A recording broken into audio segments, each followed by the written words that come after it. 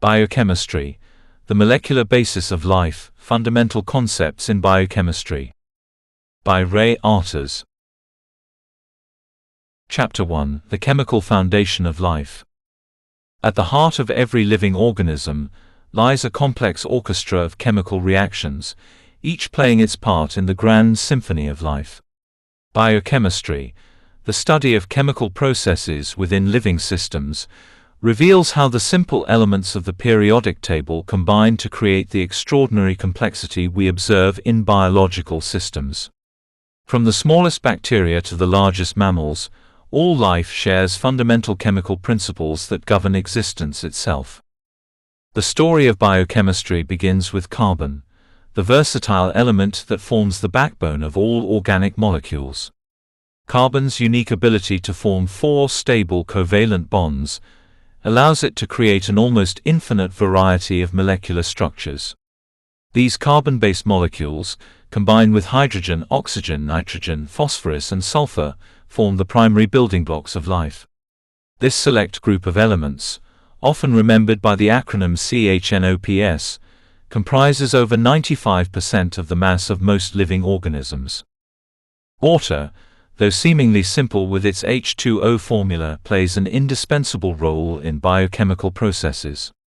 Its polar nature allows it to dissolve a vast array of biological molecules, earning it the title of the universal solvent. The hydrogen bonds formed between water molecules create unique properties such as cohesion, adhesion, and high specific heat capacity.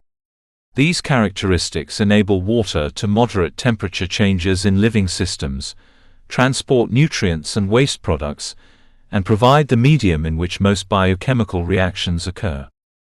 The pH scale, measuring the concentration of hydrogen ions in solution, represents another crucial aspect of biochemical systems. Most biological processes occur within a narrow pH range, typically between 6.5 and 7.5. Cells maintain this delicate balance through sophisticated buffering systems that resist changes in pH. The bicarbonate buffer system in blood, for example, helps maintain the slightly alkaline environment necessary for optimal enzyme function and cellular metabolism.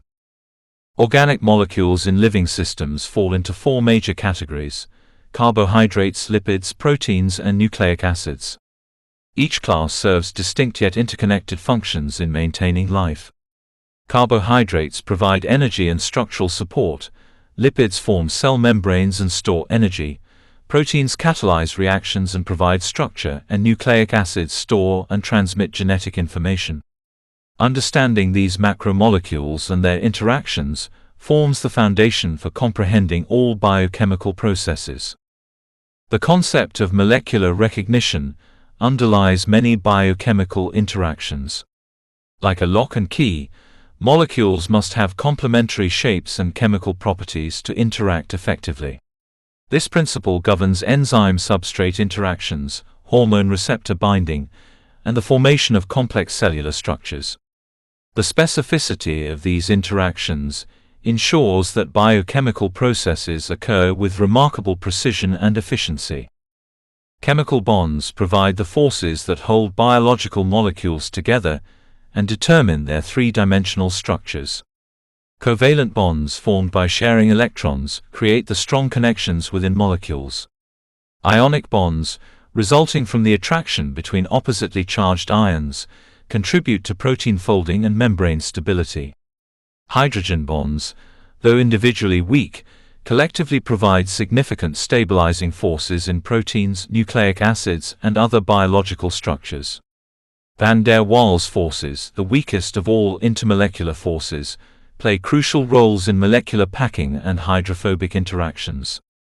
The thermodynamics of biochemical reactions govern whether processes can occur spontaneously and how much energy they require or release.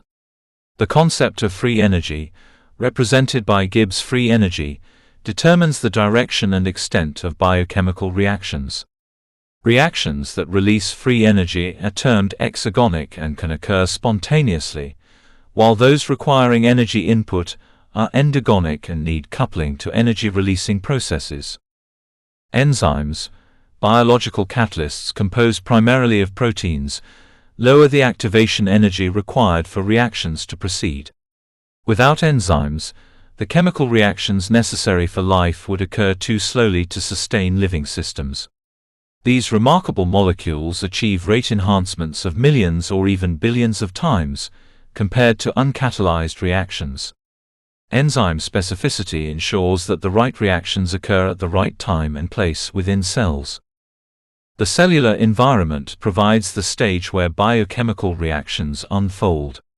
Cells compartmentalize different processes within specialized organelles, creating microenvironments optimized for specific functions. The cytoplasm, nucleus, mitochondria, endoplasmic reticulum, and other cellular components each maintain distinct chemical conditions that support their respective roles in cellular metabolism. Understanding the chemical foundation of life reveals the elegant simplicity underlying biological complexity. The same fundamental principles that govern chemical reactions in test tubes also direct the intricate processes within living cells. This chemical perspective provides the framework for exploring how life harnesses and transforms energy, builds and repairs cellular structures, and responds to environmental changes. Chapter 2: Energy and Metabolism. Energy flows through living systems like a river, constantly moving and transforming but never disappearing. Metabolism, the sum total of all chemical reactions within an organism, represents the careful management of this energy flow. Understanding how cells capture, store, and utilize energy reveals one of the most fundamental aspects of life itself. The first law of thermodynamics states that energy cannot be created or destroyed, only converted from one form to another. Living organisms are masters of energy conversion, transforming the chemical energy stored in food molecules into the mechanical energy of muscle contraction, the electrical energy of nerve impulses, and the chemical energy needed for biosynthesis. This constant energy transformation requires sophisticated molecular machinery and precise regulatory mechanisms. Adenosine triphosphate, commonly known as ATP, serves as the universal energy currency of life. This remarkable molecule captures energy from food breakdown and makes it available for cellular work. The high-energy phosphate bonds in ATP store energy that can be released when needed. When ATP hydrolyzes to form adenosine diphosphate, ADP, and inorganic phosphate, it releases approximately 30.5 kJ per mole of energy under standard cellular conditions. This energy powers everything from protein synthesis to muscle contraction. The ATP-ADP cycle represents one of the most important energy coupling mechanisms in biochemistry. Energy-releasing reactions such as the breakdown of glucose drive the phosphorylation of ADP to form ATP. This energy-rich molecule then travels to sites where energy is needed, where it undergoes hydrolysis to release its stored energy. The resulting ADP returns to be recharged, creating a continuous cycle of energy capture and utilization. Cellular respiration, the process by which cells extract energy from food molecules, occurs in three main stages: glycolysis, the citric acid cycle, and the electron transport chain. Glycolysis, occurring in the cytoplasm, breaks down glucose into two molecules of pyruvate, generating a small amount of ATP and reducing equivalents in the form of NADH. This ancient metabolic pathway can proceed without oxygen, making it crucial for survival during periods of oxygen limitation. The citric acid cycle, also known as the Krebs cycle, takes place in the mitochondrial matrix and represents the central hub of cellular metabolism. Pyruvate from glycolysis undergoes conversion to acetyl-CoA, which then enters the cycle. Through a series of 8 enzymatic reactions, the cycle completely oxidizes acetyl-CoA to carbon dioxide, generating reducing equivalents in the form of NADH and FADH2, along with one molecule of ATP per turn of the cycle.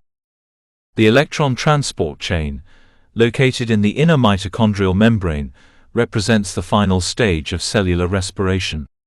The reducing equivalents generated in earlier stages donate electrons to a series of protein complexes embedded in the membrane.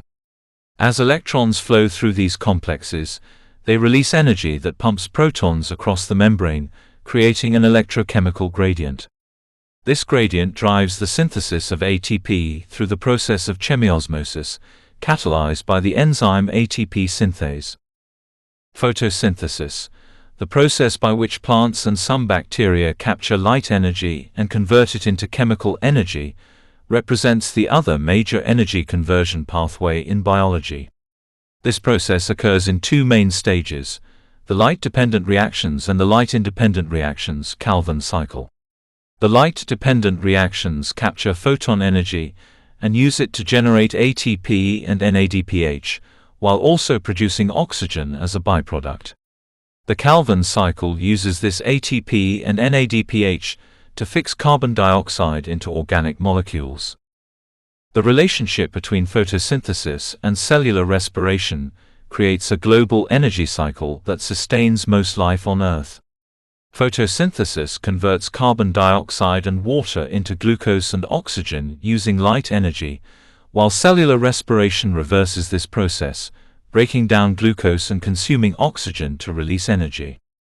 This complementary relationship maintains the balance of oxygen and carbon dioxide in the atmosphere and provides the energy flow that supports food webs. Metabolic pathways rarely operate in isolation, but instead form interconnected networks that can respond to changing cellular needs. Glycolysis connects to the citric acid cycle through pyruvate oxidation, but pyruvate can also be converted to lactate during anaerobic conditions or to acetyl-CoA for fatty acid synthesis. Similarly, amino acids can enter the citric acid cycle at various points, allowing proteins to serve as energy sources when needed. Metabolic regulation ensures that energy production matches cellular demand and that resources are allocated efficiently. Allosteric regulation allows key enzymes to be activated or inhibited by molecules that bind to sites other than the active site.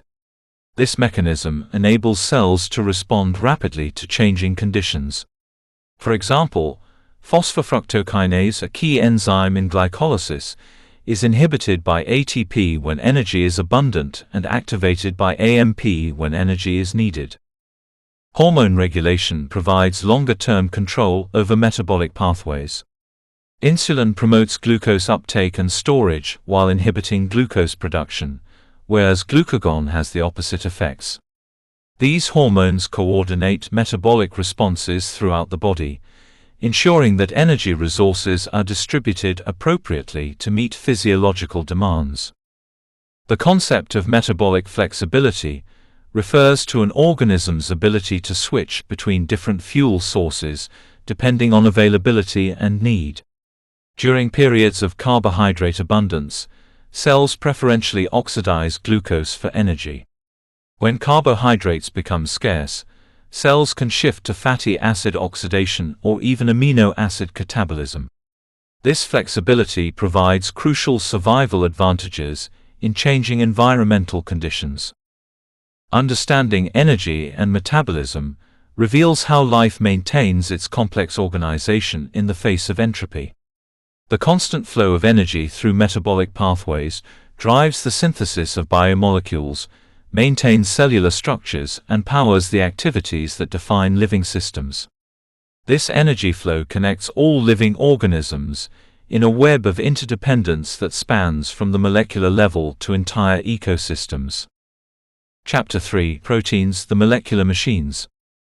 Proteins stand as perhaps the most versatile and sophisticated molecules in the biological world, serving as the primary executors of cellular function. These complex macromolecules, composed of chains of amino acids, fold into intricate three-dimensional structures that determine their specific roles in living systems. From catalyzing chemical reactions to providing structural support, proteins represent the molecular machines that make life possible. The journey of protein function begins with the 20 standard amino acids, each possessing a unique side chain that confers distinct chemical properties. These amino acids can be classified based on their side chain characteristics. Non-polar amino acids like alanine and valine contribute to hydrophobic interactions. Polar amino acids such as serine and threonine can form hydrogen bonds. Charged amino acids including lysine and aspartate participate in ionic interactions, and special amino acids like proline and glycine influence protein flexibility and structure. Protein structure exists at 4 hierarchical levels, each contributing to the overall function of the molecule.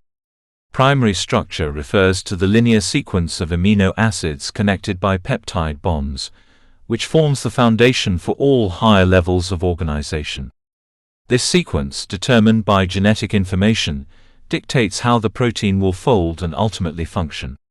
Even a single amino acid change can dramatically alter protein properties, as seen in sickle cell anemia, where a single amino acid substitution in hemoglobin causes significant physiological consequences. Secondary structure emerges from local folding patterns, stabilized by hydrogen bonds between backbone atoms.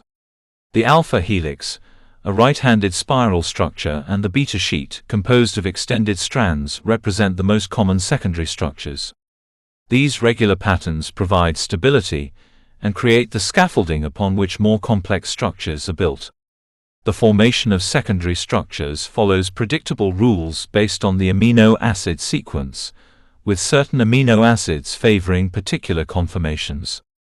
Tertiary structure represents the overall three-dimensional fold of a single protein chain, determined by interactions between amino acid side chains. Hydrophobic interactions drive non-polar amino acids to cluster together, excluding water from the protein interior. Hydrogen bonds form between polar groups, while ionic interactions occur between oppositely charged residues. Disulfide bonds between cysteine residues provide additional stability, particularly in extracellular proteins exposed to harsh conditions. Quaternary structure applies to proteins composed of multiple subunits, describing how these individual chains associate to form functional complexes. Hemoglobin exemplifies quaternary structure, consisting of 4 subunits that work together to transport oxygen. The interactions between subunits often enable cooperative binding and allosteric regulation, allowing proteins to respond sensitively to changing conditions. Protein folding represents one of the most remarkable processes in biochemistry. Despite the astronomical number of possible conformations available to a protein chain, most proteins fold into their native structure within seconds or minutes. The folding process follows thermodynamic principles, with the native structure representing the conformation of lowest free energy under physiological conditions. Molecular chaperones assist in this process, helping proteins achieve their correct fold and preventing aggregation. Enzymes, the catalytic proteins, demonstrate the exquisite specificity and efficiency achievable through protein structure. The active site, a precisely shaped pocket or cleft, binds substrates and facilitates their conversion to products. The induced fit model describes how enzymes undergo conformational changes upon substrate binding, optimizing the environment for catalysis. Enzyme kinetics, described by the Michaelis-Menten equation, quantifies the relationship between enzyme concentration, substrate concentration, and reaction rate. Allosteric regulation allows proteins to respond to cellular conditions by binding regulatory molecules at sites distinct from the active site.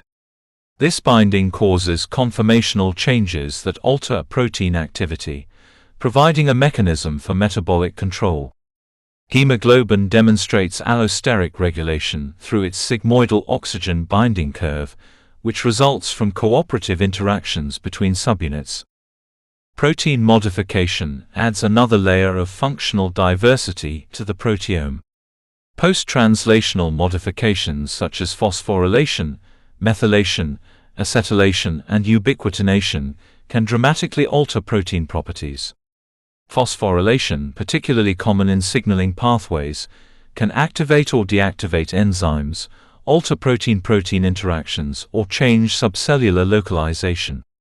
These modifications provide rapid and reversible control over protein function. Transport proteins facilitate the movement of molecules across biological membranes and through aqueous environments. Hemoglobin transports oxygen from lungs to tissues, while myoglobin stores oxygen in muscle tissue. Membrane transport proteins, including channels and carriers, enable the selective passage of ions and molecules across cell membranes. These proteins often undergo conformational changes that gate their activity, allowing precise control over molecular transport. Structural proteins provide mechanical support and shape to cells and tissues. Collagen, the most abundant protein in mammals, forms the primary component of connective tissue, providing tensile strength to skin, bones, and blood vessels. Keratin creates the protective barrier of skin and hair, while elastin provides flexibility to tissues such as blood vessels and lungs. These proteins demonstrate how amino acid sequence and structure determine mechanical properties. Motor proteins convert chemical energy into mechanical work, generating the forces necessary for cellular movement.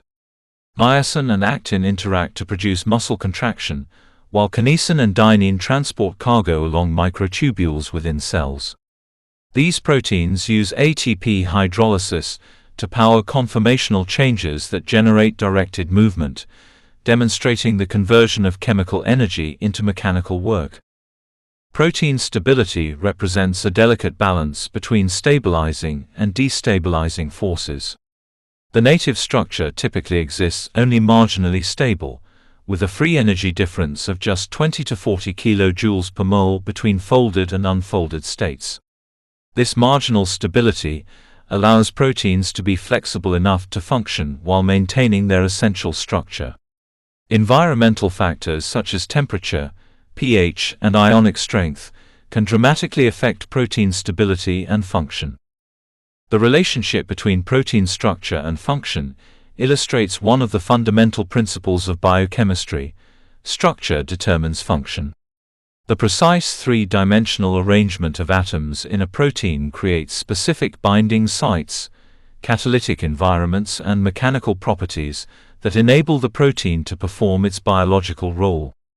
Understanding this relationship provides insights into disease mechanisms and guides the development of therapeutic interventions. Chapter 4: Nucleic acids and genetic information. Nucleic acids represent the molecular basis of heredity, storing and transmitting the genetic information that defines every living organism.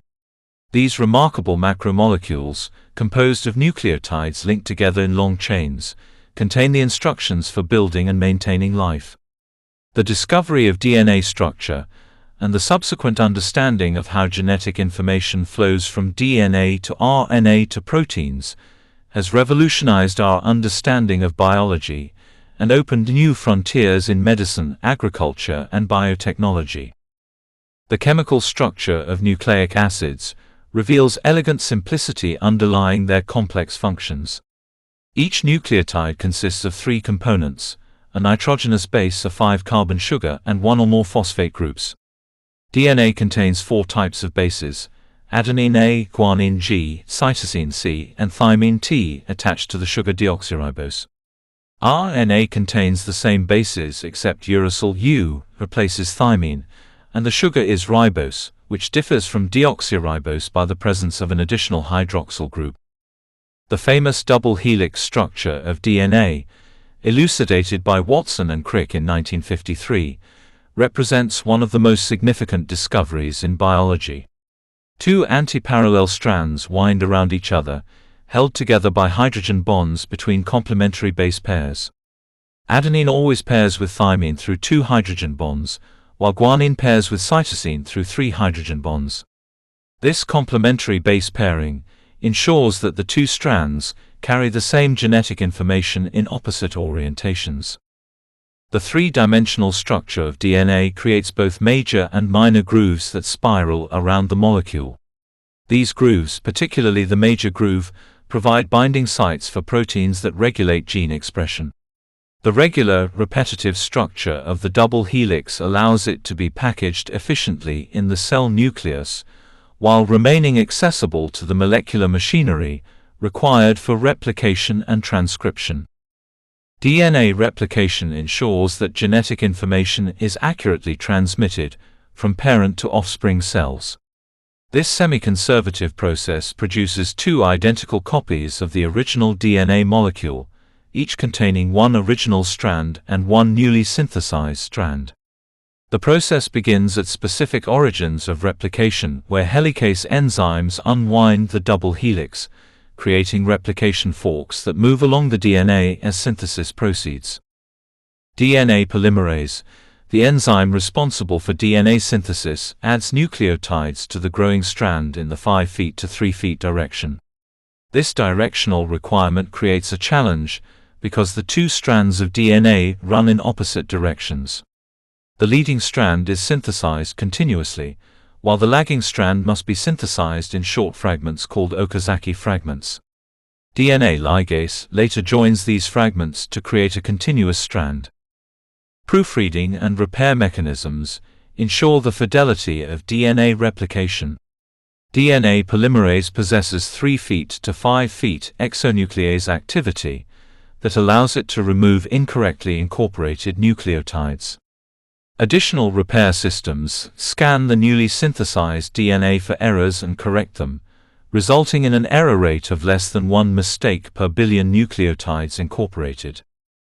Transcription represents the first step in gene expression, where the genetic information stored in DNA is copied into RNA. RNA polymerase binds to promoter sequences that mark the beginning of genes, and initiates transcription by unwinding the DNA double helix. As the polymerase moves along the DNA template strand, it synthesizes a complementary RNA molecule by adding ribonucleotides according to base pairing rules. The process of transcription involves three distinct phases: initiation, elongation, and termination. Initiation requires the recognition of promoter sequences by transcription factors and RNA polymerase. Elongation involves the progressive synthesis of RNA as RNA polymerase moves along the DNA template.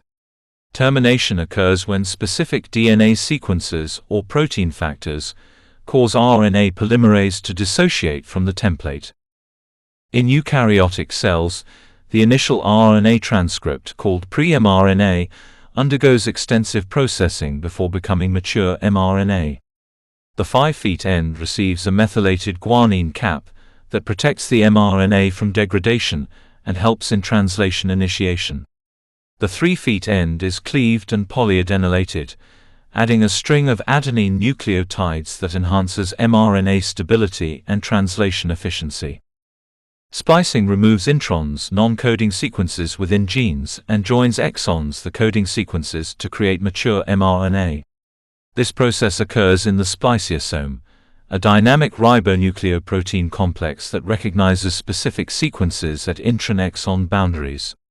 Alternative splicing allows a single gene to produce multiple protein variants by including or excluding different exons, greatly expanding the diversity of proteins that can be produced from a limited number of genes. Translation converts the genetic information in mRNA into proteins through the genetic code. This code consists of 64 possible 3-nucleotide combinations called codons, each specifying either an amino acid or a stop signal. The code is redundant, with most amino acids specified by more than one codon, providing some protection against the effects of mutations. Transfer RNA, tRNA molecules serve as adapters that match codons in mRNA with their corresponding amino acids. Each tRNA has an anticodon region that base pairs with the mRNA codon, and an amino acid attachment site where the appropriate amino acid is covalently attached. Aminoacyl tRNA synthetases ensure the fidelity of translation by accurately matching amino acids with their corresponding tRNAs. Ribosomes, the cellular machines that carry out protein synthesis, consist of two subunits composed of ribosomal RNA, rRNA, and proteins. The small subunit binds mRNA and tRNAs, while the large subunit contains the peptide L-transferase center where peptide bonds are formed. The ribosome moves along the mRNA, facilitating the sequential addition of amino acids to the growing protein chain. Regulation of gene expression occurs at multiple levels, from chromatin structure to post-translational modifications. Chromatin modifications, including histone acetylation and methylation, can activate or repress genes by altering DNA accessibility. Transcriptional regulation involves sequence-specific DNA-binding proteins that enhance or inhibit transcription initiation. MicroRNAs provide post-transcriptional regulation by binding to complementary sequences in mRNA and affecting their stability or translation. Mutations in DNA can arise from errors in replication, chemical damage, or exposure to radiation. These changes in genetic information can have various consequences, from no effect to severe disruption of protein function. Point mutations involve single nucleotide changes, while larger mutations can involve insertions, deletions, or rearrangements of DNA sequences. The impact of mutations depends on their location and nature, with some providing beneficial variation for evolution, while others cause genetic diseases. DNA repair mechanisms maintain genome stability by correcting various types of DNA damage. Base excision repair removes damaged bases, while nucleotide excision repair removes bulky DNA lesions. Mismatch repair corrects errors that escape proofreading during replication. Double-strand break repair uses homologous recombination or non-homologous end joining to repair severe DNA damage. The relationship between genotype and phenotype illustrates how genetic information ultimately determines an organism's characteristics. While the genotype provides the blueprint, environmental factors influence how genes are expressed and how the phenotype develops. This gene-environment interaction explains why genetically identical organisms can sometimes display different characteristics. Understanding nucleic acids and genetic information has profound implications for human health and disease. Genetic testing can identify predispositions to certain conditions, while gene therapy offers potential treatments for genetic disorders. The ability to manipulate genetic information has led to the development of genetically modified organisms and personalized medicine, approaches that tailor treatments to individual genetic profiles. Chapter 5: Integration and Regulation. The true elegance of biochemistry emerges not from individual molecules or pathways, but from their seamless integration into coordinated systems that respond dynamically to changing conditions. Living organisms represent masterpieces of biological integration, where thousands of biochemical processes work in harmony to maintain life. This integration requires sophisticated regulatory mechanisms that ensure the right reactions occur at the right time and place, with the appropriate intensity and duration.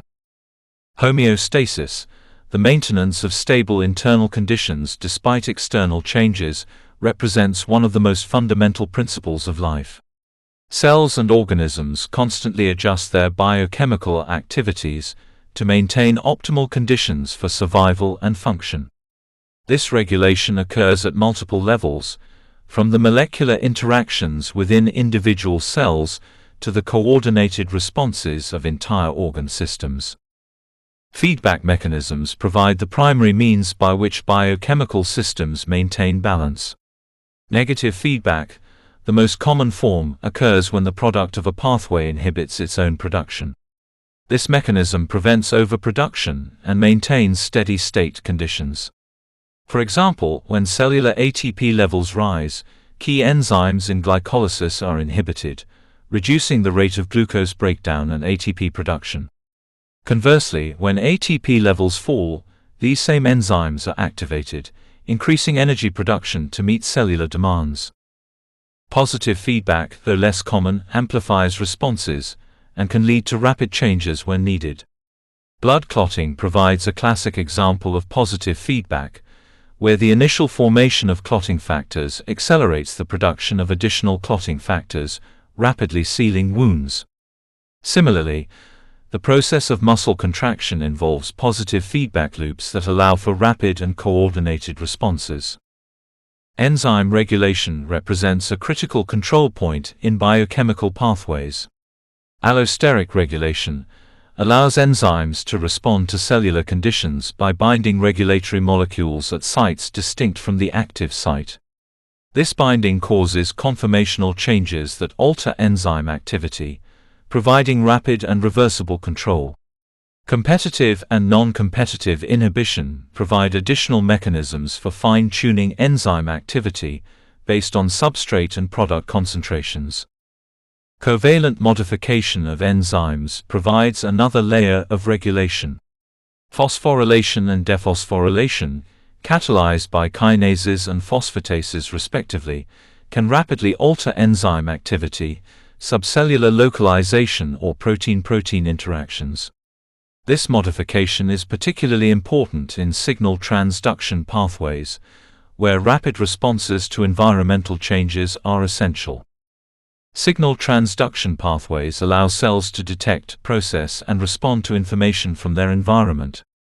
These pathways typically begin with the binding of a signaling molecule to a receptor protein, which then undergoes conformational changes that initiate intracellular responses. The specificity of these interactions ensures that cells respond appropriately to different signals. Hormonal regulation provides long-distance communication between cells and tissues, coordinating physiological responses throughout the organism. Hormones can be classified into several categories based on their chemical structure and mechanism of action. Steroid hormones such as testosterone and cortisol are lipid-soluble and can cross cell membranes to interact directly with intracellular receptors. These hormone receptor complexes then function as transcription factors, directly regulating gene expression. Peptide hormones including insulin and glucagon are water-soluble and cannot cross cell membranes. Instead, they bind to membrane-bound receptors that initiate intracellular signaling cascades. These cascades often involve second messengers such as cyclic adenosine monophosphate (CAMP) or calcium ions, which amplify the hormonal signal and activate appropriate cellular responses. The integration of metabolic pathways demonstrates how biochemical systems coordinate to meet cellular needs. During periods of energy abundance, anabolic pathways dominate, synthesizing complex molecules from simpler precursors. Glycogen synthesis, fatty acid synthesis, and protein synthesis all increase when energy and building materials are plentiful. Conversely, during periods of energy scarcity, catabolic pathways predominate, breaking down stored molecules to generate ATP and metabolic intermediates. The concept of metabolic switching illustrates how cells can rapidly reorganize their biochemical activities in response to changing conditions. The Warburg effect, observed in rapidly dividing cells such as cancer cells, demonstrates how metabolism can be reprogrammed to support specific cellular functions. These cells preferentially use glycolysis for energy production, even in the presence of oxygen, allowing them to generate both ATP and biosynthetic precursors needed for rapid growth. Circadian rhythms represent another level of biochemical integration, where cellular processes are coordinated with daily cycles of light and darkness. These rhythms are controlled by molecular clocks that regulate the expression of genes involved in metabolism, DNA repair, and other cellular functions. Disruption of circadian rhythms can have significant health consequences, highlighting the importance of temporal coordination in biochemical systems. Cellular stress responses demonstrate how biochemical systems can rapidly reorganize to cope with adverse conditions. Heat shock proteins are rapidly synthesized when cells experience elevated temperatures, helping to refold damaged proteins and prevent aggregation.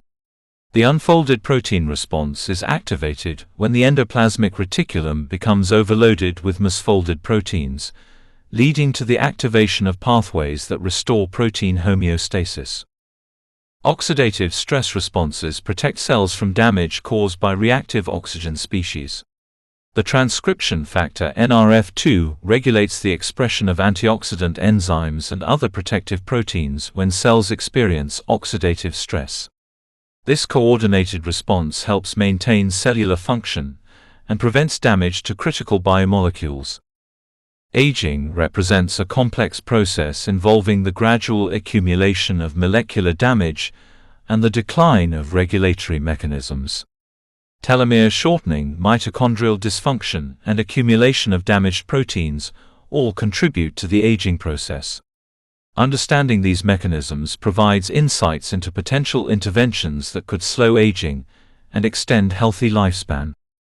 The integration of biochemical systems becomes particularly evident in disease states, where disruption of normal regulatory mechanisms leads to pathological conditions. Cancer involves the dysregulation of cell cycle control, apoptosis and metabolism.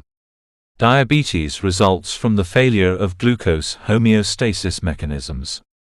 Neurodegenerative diseases often involve the accumulation of misfolded proteins and the failure of protein quality control systems. Pharmacological interventions often work by modulating the integration and regulation of biochemical systems. Drugs can act as enzyme inhibitors, receptor agonists or antagonists, or modulators of signal transduction pathways.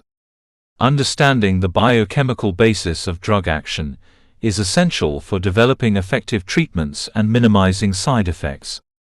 The emerging field of systems biology takes a holistic approach to understanding biochemical integration, using computational models and large-scale data analysis to understand how complex biological systems function.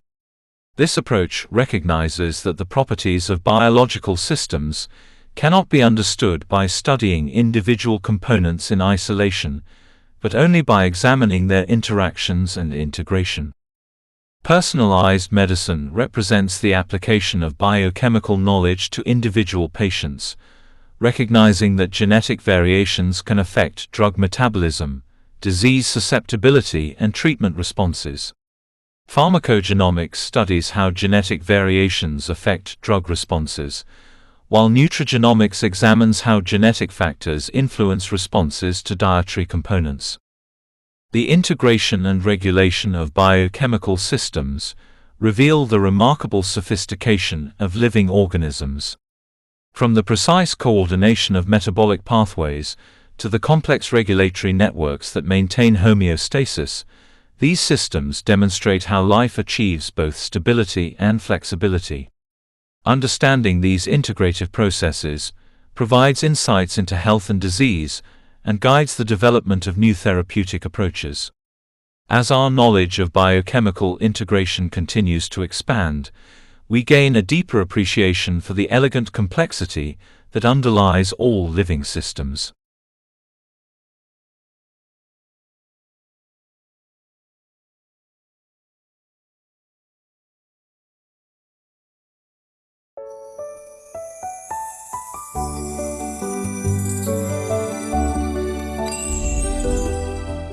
Bioengineering, Principles and Applications, Applying Engineering Principles to Biology.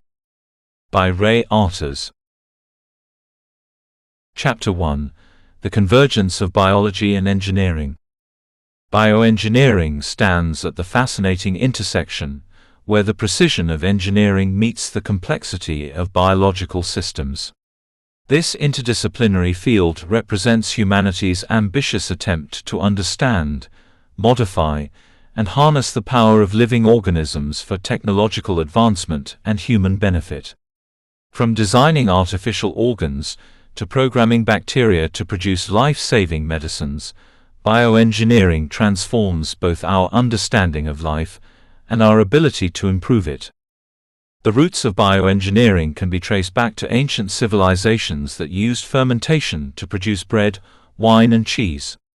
However, the modern discipline emerged in the mid-20th century, when engineers began applying quantitative methods and systematic approaches to biological problems. The development of sophisticated instrumentation, computational power, and molecular biology techniques created unprecedented opportunities to analyze and manipulate biological systems with engineering precision.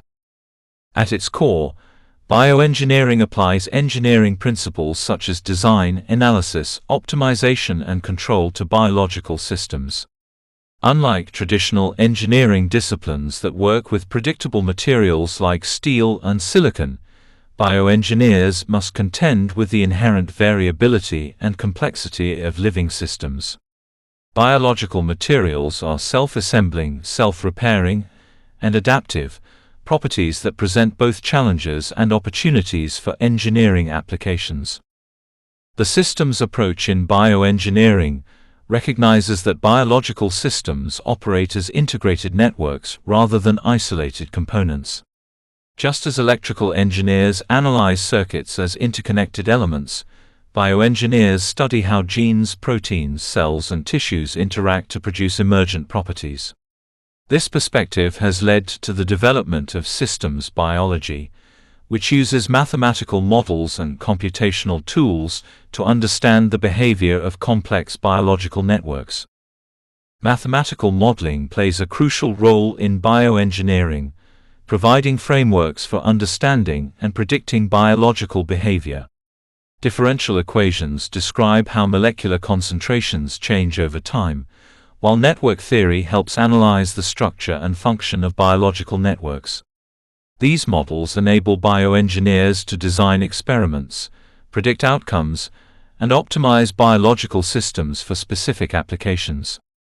The concept of biological design principles has emerged as bioengineers study how nature solves engineering problems.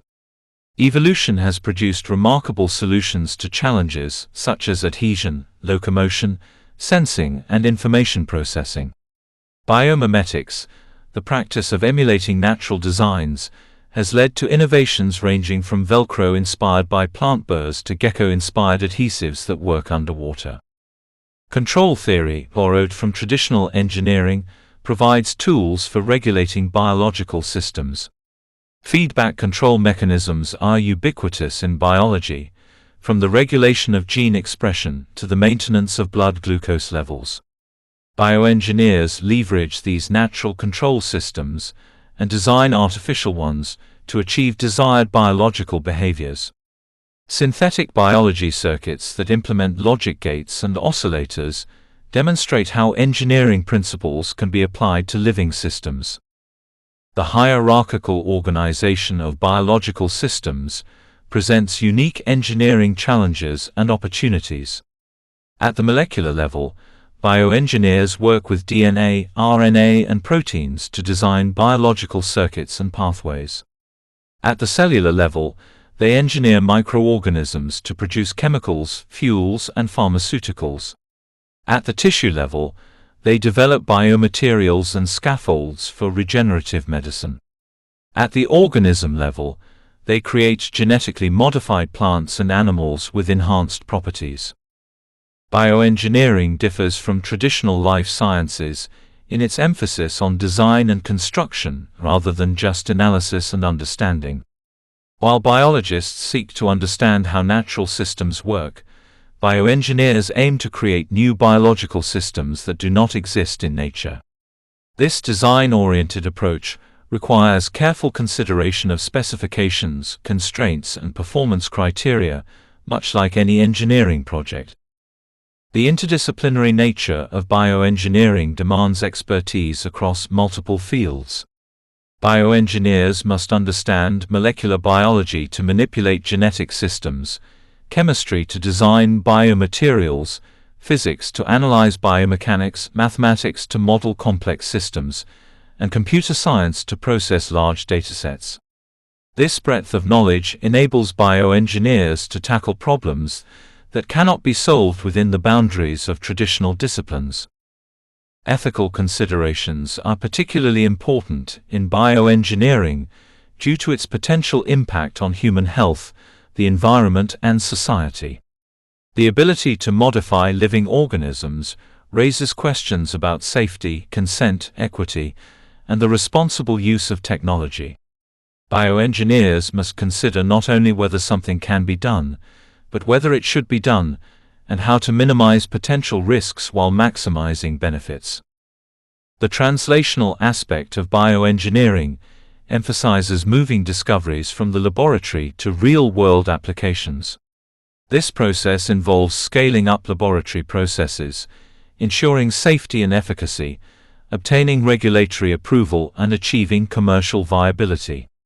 Successful translation requires close collaboration between researchers, clinicians, regulatory agencies, and industry partners. Quality control and standardization present unique challenges in bioengineering due to the inherent variability of biological systems. Unlike manufactured products that can be produced identically, biological systems exhibit natural variation that must be characterized and controlled. Bioengineers develop methods to measure and minimize this variability, while maintaining the desired functionality of engineered biological systems. The rapid pace of technological advancement in bioengineering creates both opportunities and challenges. New tools such as CRISPR gene editing, synthetic biology platforms, and advanced imaging techniques enable previously impossible experiments and applications. However, the speed of technological change also requires continuous learning and adaptation to stay current with evolving capabilities and best practices. Bioengineering education reflects the interdisciplinary nature of the field, combining core engineering principles with extensive training in biological sciences. Students learn to think like engineers, while developing deep appreciation for the complexity and elegance of biological systems. This unique perspective prepares them to tackle complex problems that require both technical expertise and biological insight. The future of bioengineering promises even greater integration between biological and engineered systems. Advances in artificial intelligence, nanotechnology, and materials science will create new opportunities for bioengineering applications. As our understanding of biological systems deepens and our engineering capabilities expand, the boundary between natural and artificial systems will continue to blur. The societal impact of bioengineering extends far beyond technical achievements. By developing new medical treatments, sustainable production methods, and environmental remediation technologies, bioengineering has the potential to address some of humanity's greatest challenges. However, realizing this potential requires not only technical innovation, but also thoughtful consideration of ethical, social, and economic implications. Chapter 2: Genetic Engineering and Synthetic Biology. Genetic engineering and synthetic biology represent the most direct application of engineering principles to biological systems, enabling precise modification and construction of genetic circuits that program cellular behavior. These fields have transformed from science fiction concepts to practical technologies that produce life-saving medicines, sustainable fuels, and innovative materials. The ability to read, write, and edit genetic code with increasing precision has opened unprecedented opportunities for biological design and construction. The foundation of genetic engineering lies in understanding DNA as both an information storage medium and a programming language for cellular behavior. Unlike computer code that controls electronic systems, genetic code directs the production of proteins that carry out cellular functions. This biological programming language uses a 4-letter alphabet of DNA bases to encode instructions for building and operating living systems. The universality of the genetic code across all life forms enables the transfer of genetic information between vastly different organisms. Recombinant DNA technology, developed in the 1970s, provided the first tools for cutting and pasting genetic material with precision. Restriction enzymes serve as molecular scissors that cut DNA at specific sequences, while DNA ligases act as molecular glue to join pieces together. These tools enabled scientists to move genes between organisms, creating genetically modified bacteria that produce human insulin for diabetics. This breakthrough demonstrated the practical potential of genetic engineering and launched the biotechnology industry.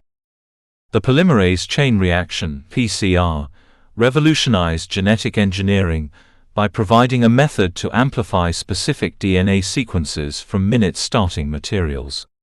This molecular copying machine can produce billions of copies of a target sequence in just a few hours, enabling the analysis and manipulation of genes from any source.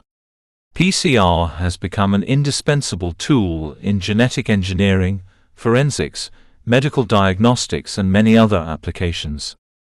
DNA sequencing technologies have evolved dramatically, from the laborious methods of the 1970s to today's high-throughput platforms that can sequence entire genomes in hours. The Human Genome Project, completed in 2003, demonstrated the power of large-scale sequencing and provided a reference blueprint for human genetics. Next-generation sequencing technologies now make it possible to sequence genomes routinely and affordably, accelerating both basic research and practical applications. Gene synthesis has emerged as a complementary approach to genetic engineering, enabling the construction of entirely artificial genes and genetic circuits. Rather than cutting and pasting existing genes, synthetic biologists design genetic sequences on computers and have them synthesized chemically. This approach provides complete control over genetic sequence and enables the creation of biological systems that do not exist in nature. CRISPR-Cas9 technology has revolutionized genetic engineering by providing a programmable system for editing genomes with unprecedented precision and efficiency. Originally discovered as a bacterial immune system, CRISPR has been adapted to work in virtually any cell type, enabling targeted modification of genes in their natural chromosomal context.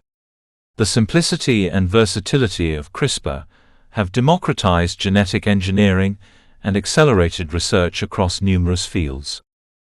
Synthetic biology takes genetic engineering a step further by applying systematic engineering approaches to the design and construction of biological systems.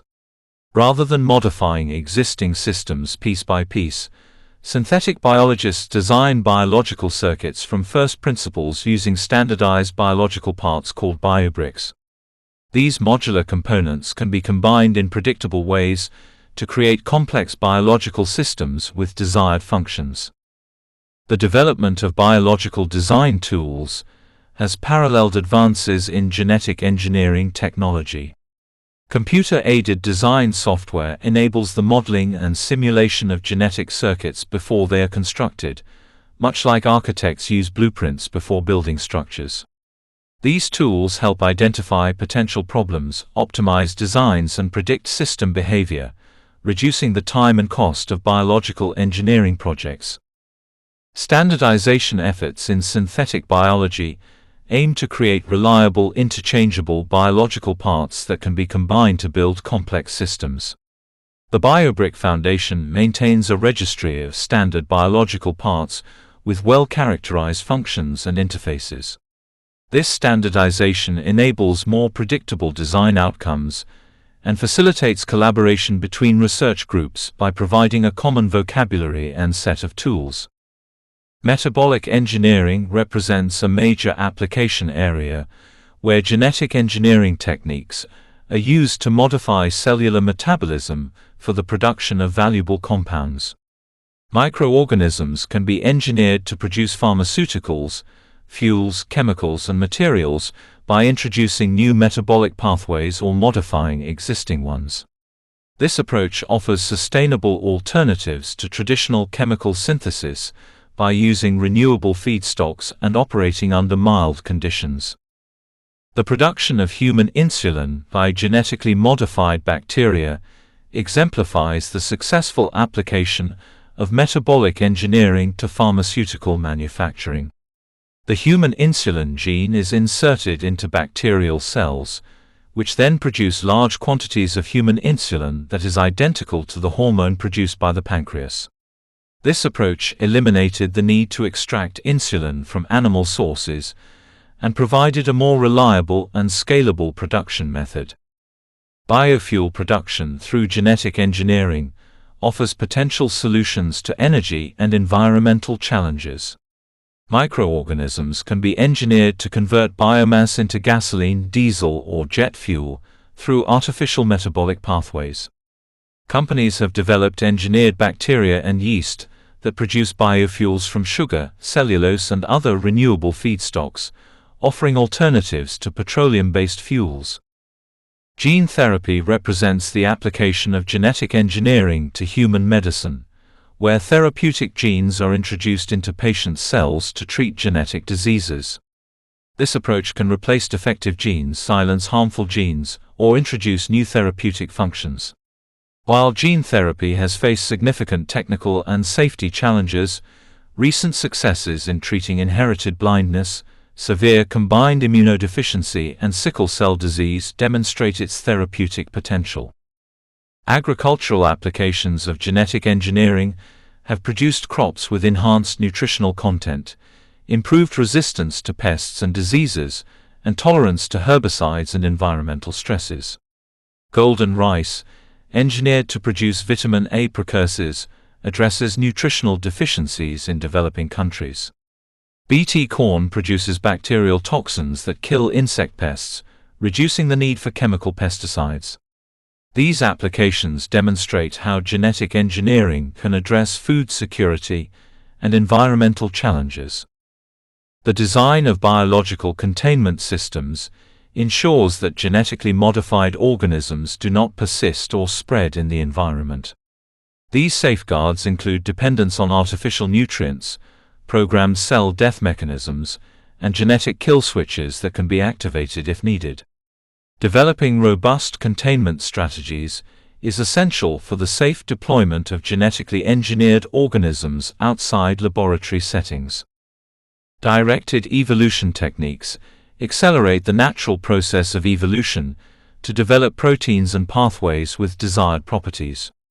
This approach involves introducing random mutations into genes and selecting for variants with improved function. Multiple rounds of mutation and selection can produce proteins with dramatically enhanced activity, stability, or specificity, demonstrating how engineering principles can guide evolutionary processes. The modular design approach in synthetic biology enables the construction of complex biological systems from simpler components. Biological modules with well-defined functions can be combined in different arrangements to create systems with new capabilities. This approach mirrors engineering practices in other fields and enables more systematic and predictable biological design. Quality control in genetic engineering requires careful characterization of engineered biological systems to ensure they function as designed.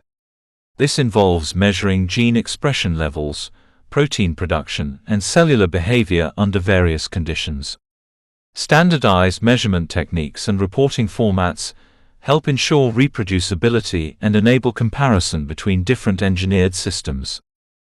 The ethical implications of genetic engineering and synthetic biology require careful consideration as these technologies become more powerful and widespread. Questions about safety, environmental impact, equity, and the appropriate limits of genetic modification must be addressed through ongoing dialogue between scientists, policymakers, and the public. Responsible development of these technologies requires balancing innovation with precaution and ensuring broad societal benefit. Chapter 3: Biomaterials and Medical Devices. Biomaterials science represents a unique domain where materials engineering meets biological systems, creating substances that can interact safely and effectively with living tissues. These materials serve as the foundation for countless medical devices, from simple bandages to complex artificial organs, fundamentally transforming medical practice and patient care. The development of biomaterials requires deep understanding of both material properties and biological responses, challenging engineers to design materials that not only meet mechanical specifications, but also integrate harmoniously with living systems. The concept of biocompatibility governs all aspects of biomaterials design, describing how materials interact with biological environments without causing adverse effects. When foreign materials enter the body, they immediately encounter proteins, cells, and immune responses that determine their ultimate fate. The surface chemistry, topography, and mechanical properties of biomaterials all influence these biological responses, making material design a complex optimization problem that must balance multiple competing requirements.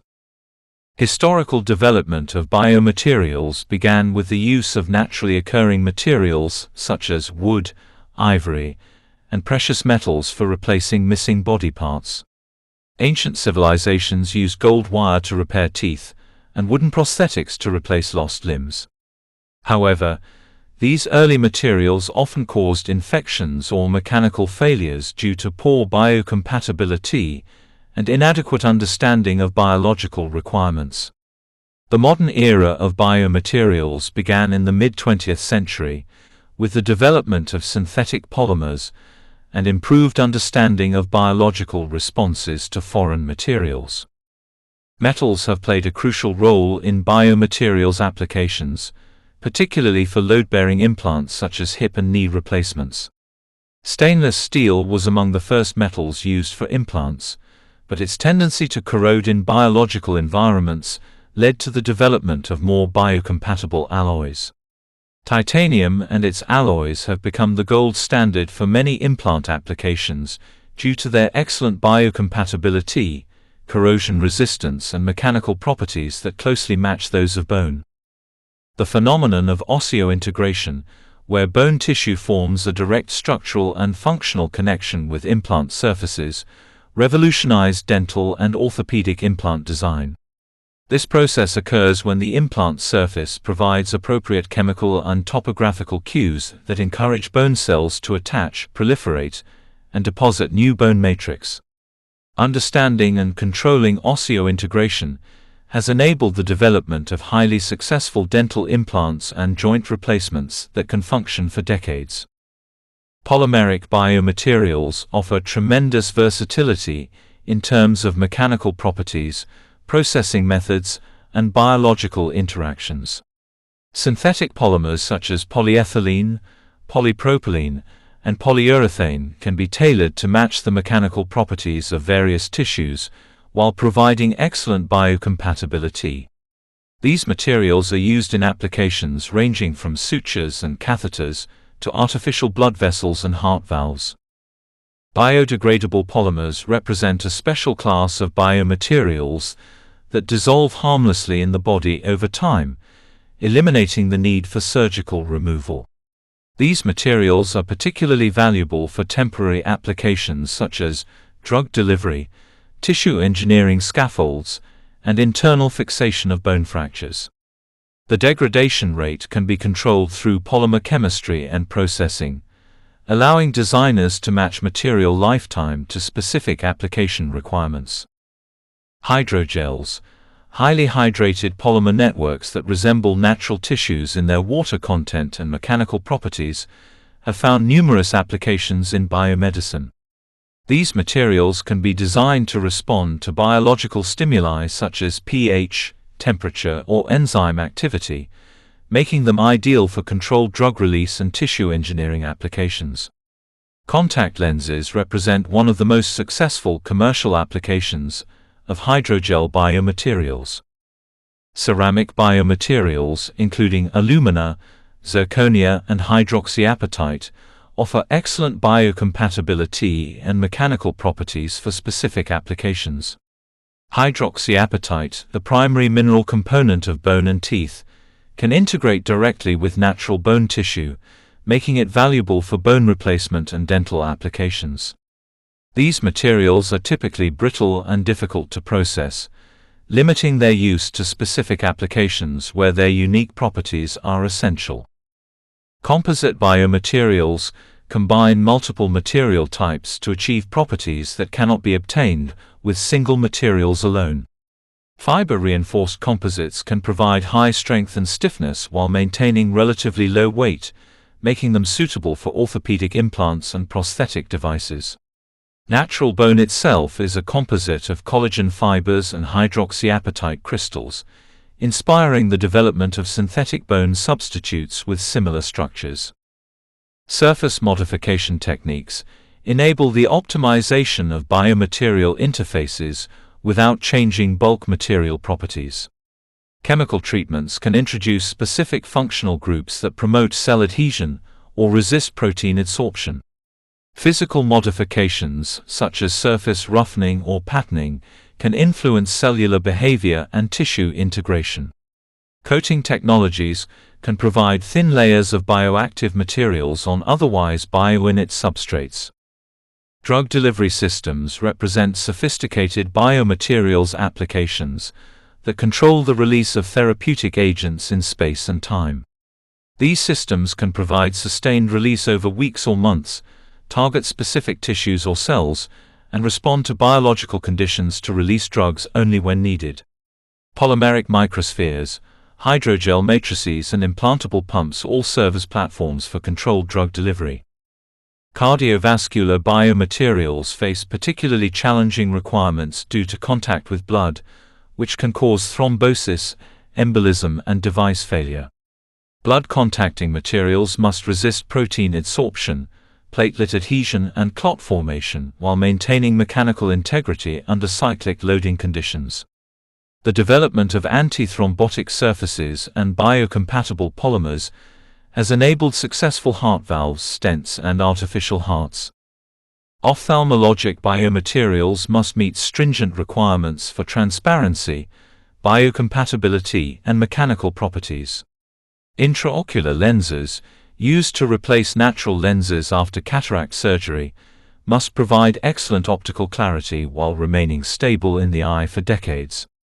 Contact lenses require materials that allow oxygen transmission to the cornea while providing comfort and visual correction.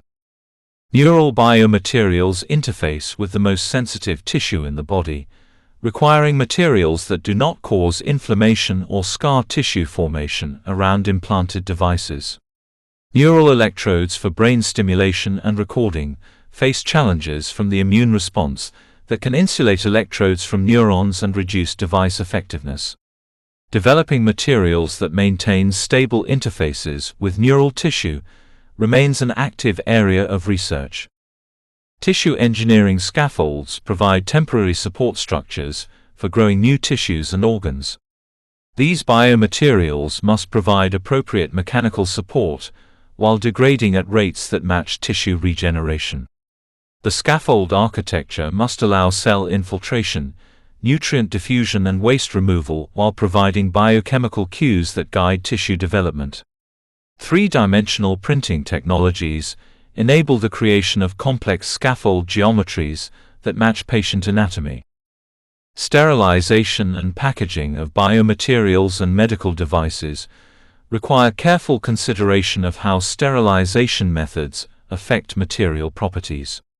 Gamma radiation, electron beam, ethylene oxide, and steam sterilization each have advantages and limitations for different materials.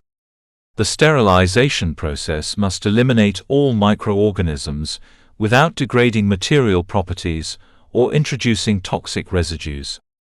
Regulatory approval of biomaterials and medical devices involves extensive testing to demonstrate safety and efficacy.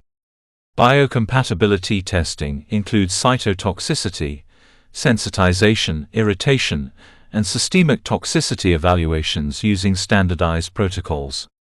Clinical trials evaluate device performance in human subjects under controlled conditions. The regulatory pathway depends on device classification and risk level, with more rigorous requirements for higher-risk devices. Manufacturing considerations for biomaterials include quality control, reproducibility, and scalability.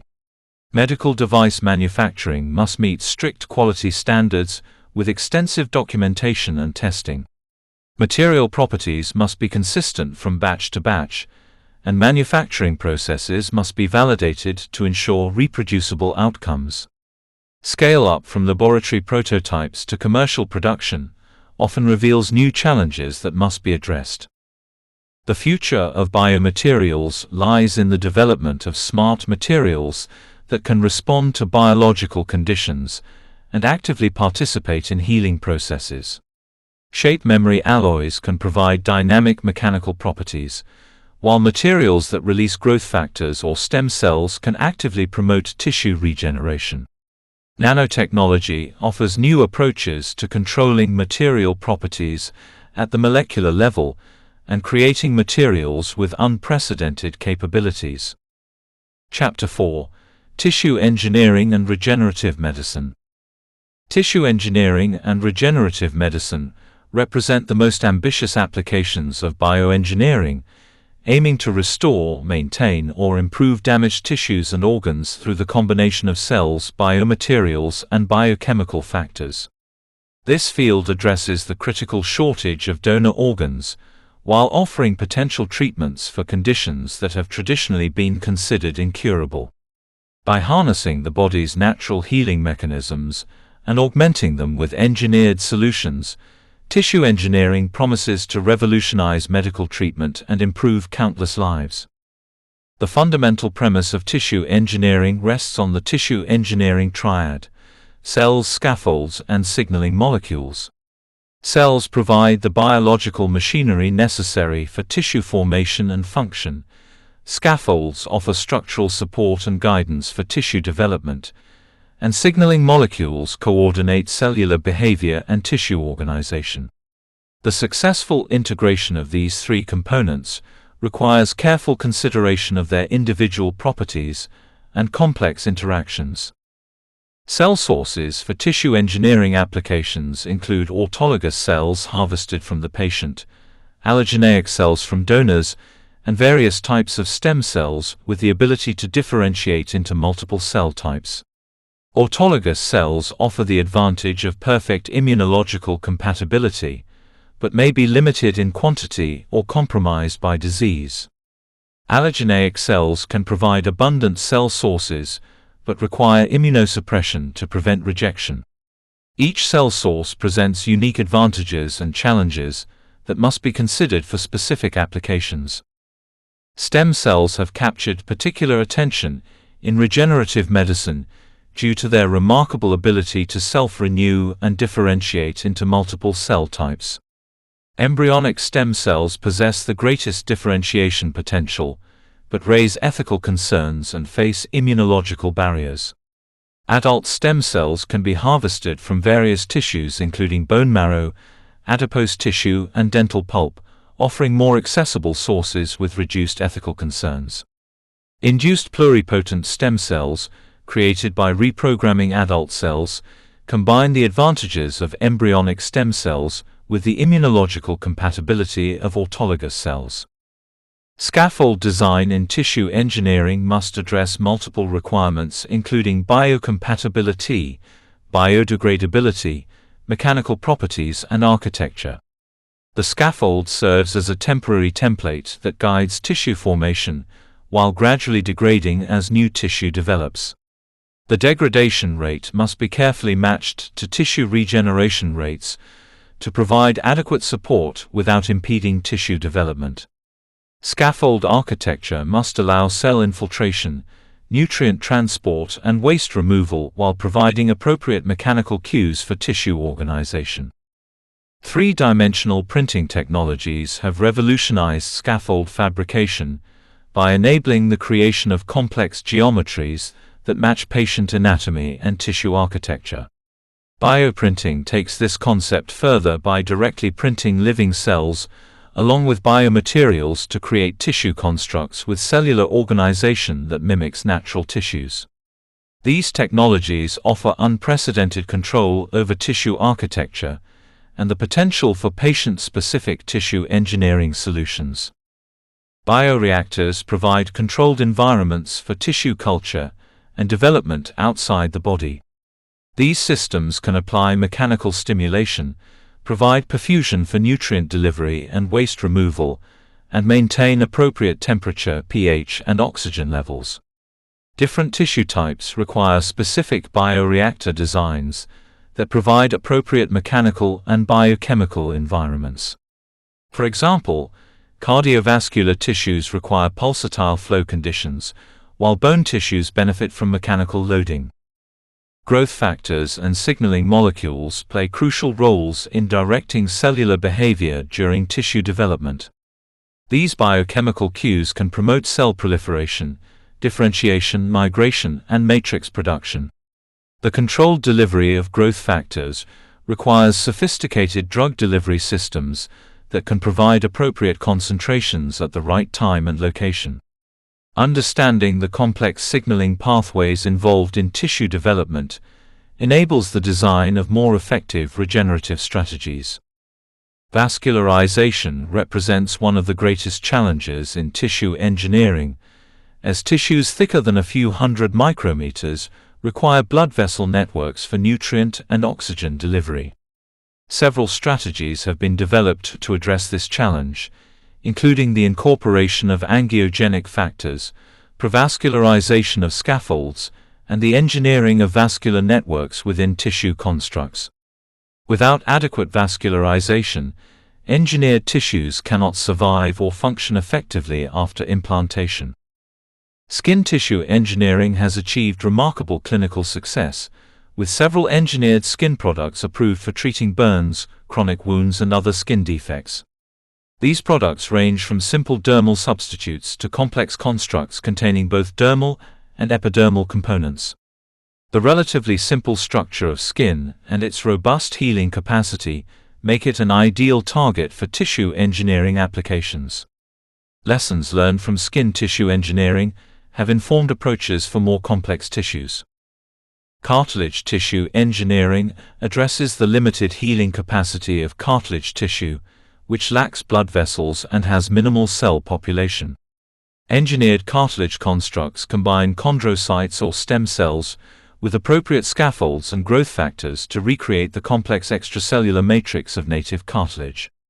The mechanical properties of engineered cartilage must match those of native tissue to withstand the forces encountered in joint function. Bone tissue engineering leverages the natural regenerative capacity of bone tissue while providing guidance and support for healing large defects that exceed the natural healing capacity. Bone tissue engineering constructs typically combine osteogenic cells, osteoconductive scaffolds, and osteoinductive growth factors to promote bone formation. The scaffold must provide immediate mechanical support while gradually transferring load to the developing bone tissue. Cardiovascular tissue engineering tackles some of the most challenging applications due to the complex mechanical environment and critical functional requirements of heart and blood vessel tissues. Engineered heart valves must withstand millions of cardiac cycles while maintaining proper opening and closing function. Artificial blood vessels must resist thrombosis while providing appropriate mechanical properties and compliance. These applications require sophisticated materials and design approaches. Neural tissue engineering faces unique challenges due to the limited regenerative capacity of neural tissue and the complex architecture of the nervous system.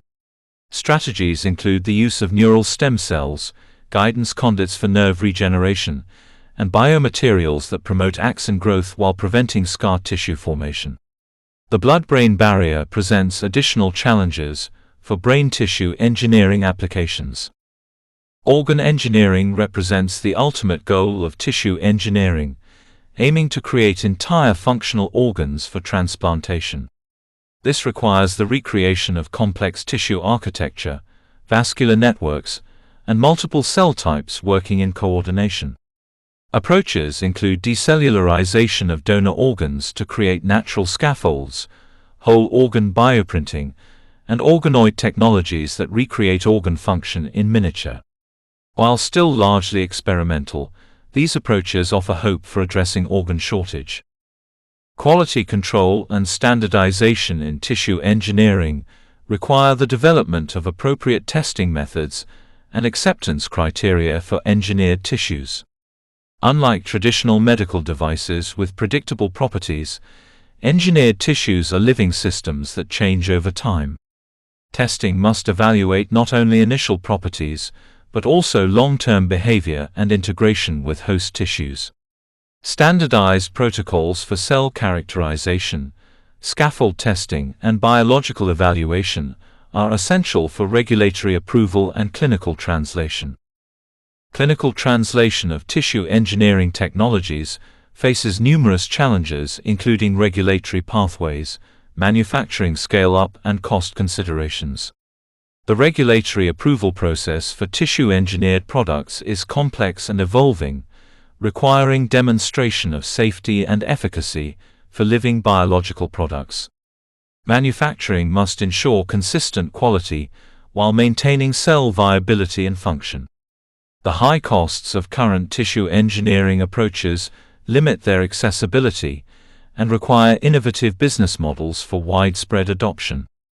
The immune response to tissue-engineered constructs can significantly impact their success or failure. While autologous approaches minimize immunological concerns, many tissue engineering strategies involve allogeneic cells or materials that can trigger immune responses. Understanding and controlling immune responses through material design, cell selection, and immunomodulatory strategies is crucial for successful tissue engineering applications. Personalized medicine approaches in tissue engineering leverage patient-specific cells and tissues to create customized regenerative solutions. This approach can address individual patient anatomy, genetic background, and disease characteristics to optimize treatment outcomes. Advances in cell reprogramming, 3D printing, and computational modeling enable increasingly personalized tissue engineering strategies. The future of tissue engineering and regenerative medicine will likely involve greater integration with other bioengineering disciplines, including synthetic biology, nanotechnology, and artificial intelligence. Smart biomaterials that respond to biological conditions, genetically modified cells with enhanced capabilities, and AI-guided tissue design represent exciting frontiers that could dramatically expand the capabilities of regenerative medicine. Chapter 5: Emerging Technologies and Future Frontiers. The field of bioengineering stands at the threshold of a revolutionary transformation, driven by the convergence of multiple cutting-edge technologies that promise to reshape our understanding and manipulation of biological systems. Artificial intelligence, nanotechnology, quantum computing, and advanced manufacturing are merging with biological engineering to create unprecedented opportunities for innovation. These emerging technologies not only enhance existing bioengineering capabilities, but also open entirely new frontiers that were previously confined to the realm of science fiction.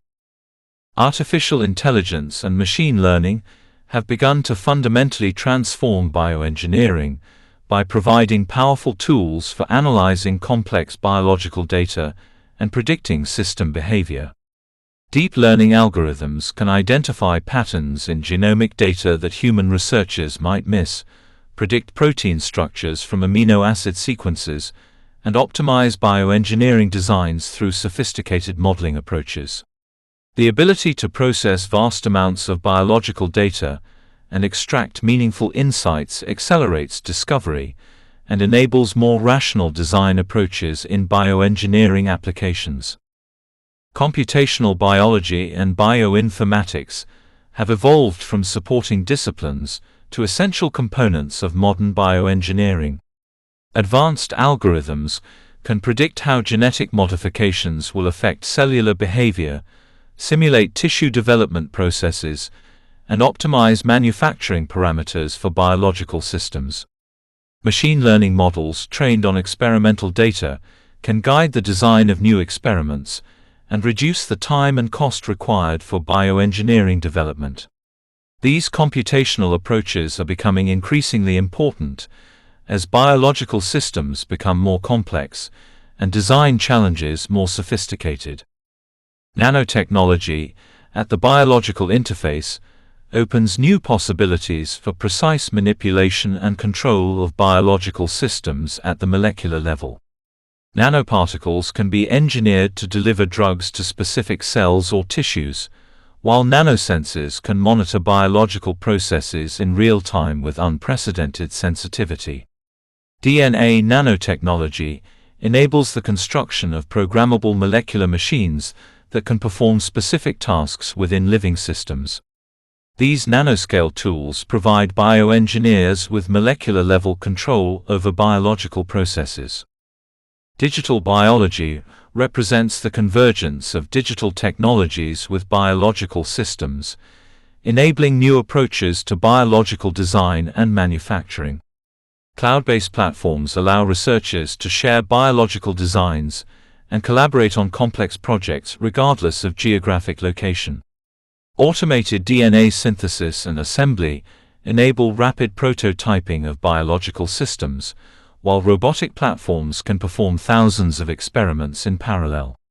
This digitization of biology accelerates the pace of innovation and makes bioengineering more accessible to researchers worldwide. Quantum computing, while still in early stages of development, promises to revolutionize bioengineering by providing computational power that far exceeds classical computers for certain types of problems. Quantum algorithms could solve complex optimization problems in protein folding, drug design, and metabolic pathway engineering that are intractable with current computational approaches. The quantum nature of biological processes themselves, such as photosynthesis and enzyme catalysis, suggests that quantum computing may provide unique insights into biological phenomena. Advanced manufacturing technologies including 3D printing, microfluidics, and automated assembly are transforming how bioengineering systems are constructed and tested. Multi-material 3D printing enables the creation of complex devices with integrated biological and synthetic components. Microfluidics provides platforms for high-throughput screening and precise control of cellular environments. Automated assembly systems can construct biological devices with precision and reproducibility that rivals traditional manufacturing processes. Organ-on-a-chip technologies represent a convergence of microfluidics, cell biology, and tissue engineering that recreates human organ function on microscale devices. These systems provide more physiologically relevant models for drug testing and disease research compared to traditional cell culture or animal models.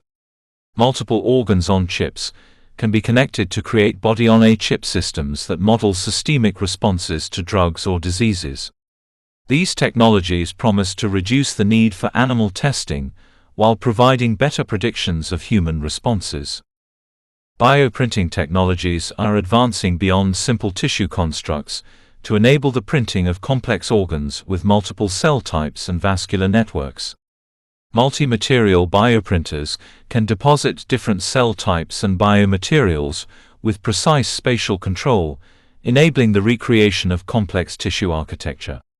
In situ bioprinting allows direct printing of tissues into patients, while bioprinting in space takes advantage of microgravity conditions to create tissues that would be impossible to print on Earth. Synthetic biology is evolving toward more sophisticated biological systems that can perform complex computational and manufacturing tasks.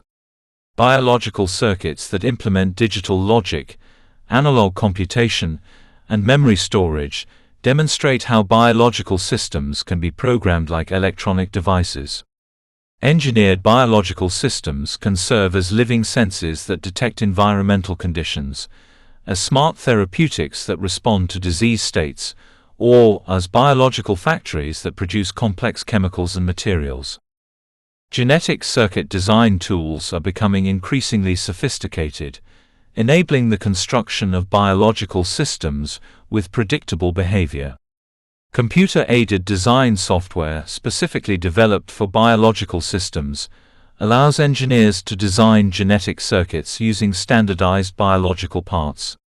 Simulation tools can predict circuit behavior before construction, while automated design algorithms can optimize circuits for specific performance criteria.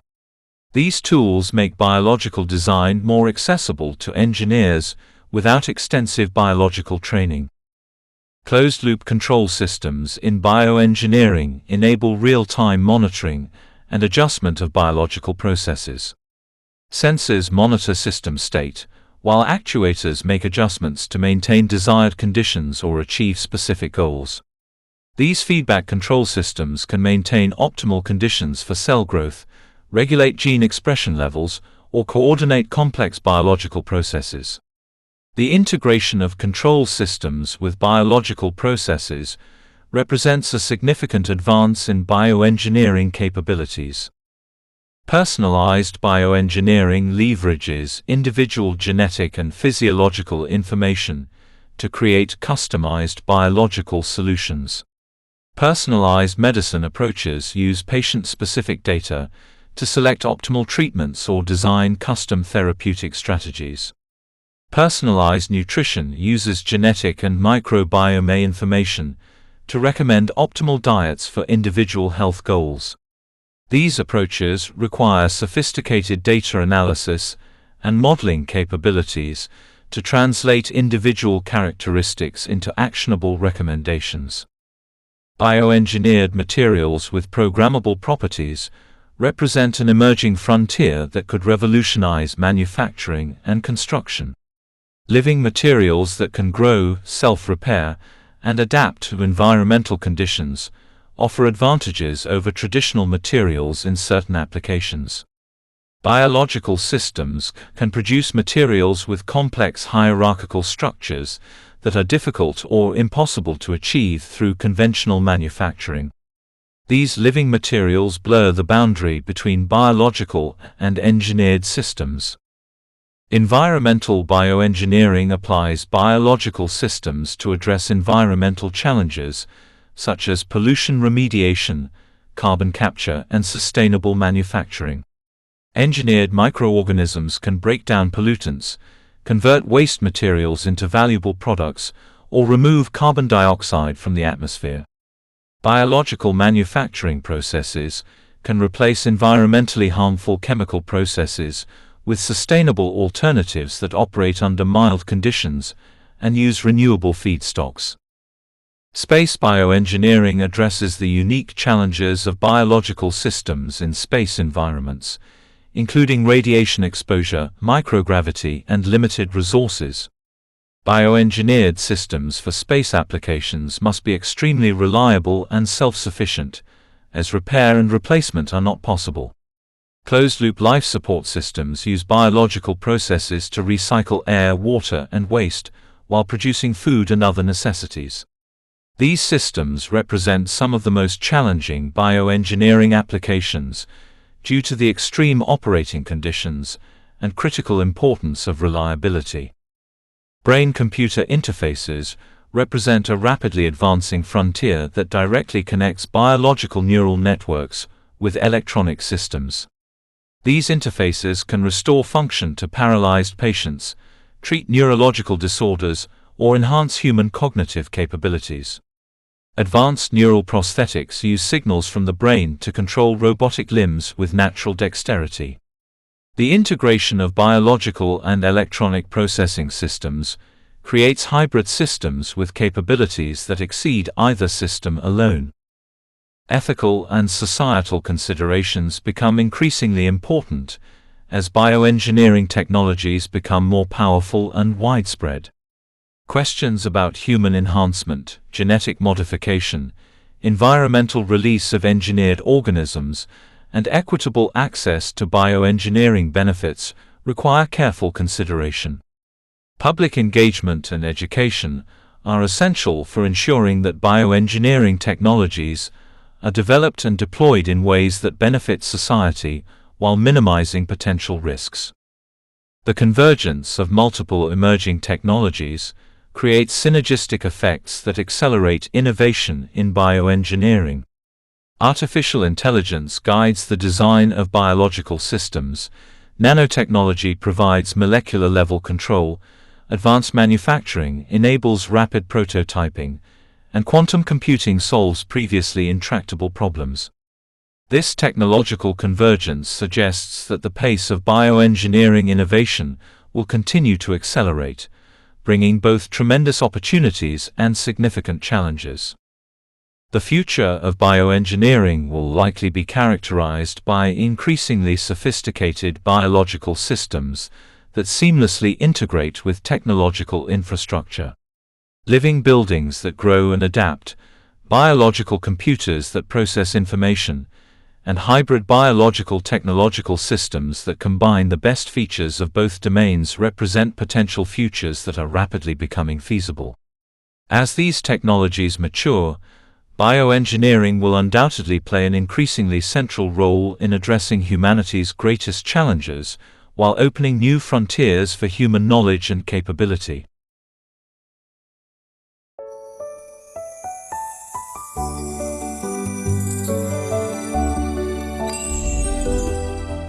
Chapter 1: The Information Age of Biology. The transformation of biology, from a purely descriptive science into a data-driven, computational discipline, represents one of the most profound shifts in scientific history. Bioinformatics emerged at the intersection of biology, computer science, and statistics to address the exponential growth of biological data that began in the late 20th century. This interdisciplinary field has become indispensable for modern biological research, enabling scientists to store, analyze, and interpret vast amounts of genetic, protein, and cellular information that would be impossible to process using traditional methods. The conceptual foundation of bioinformatics rests on the recognition that biological systems can be understood as information processing networks.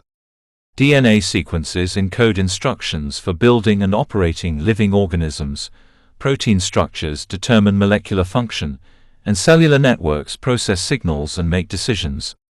This information-centric view of biology naturally lends itself to computational analysis, where biological problems can be translated into computational challenges that leverage the power of modern computing.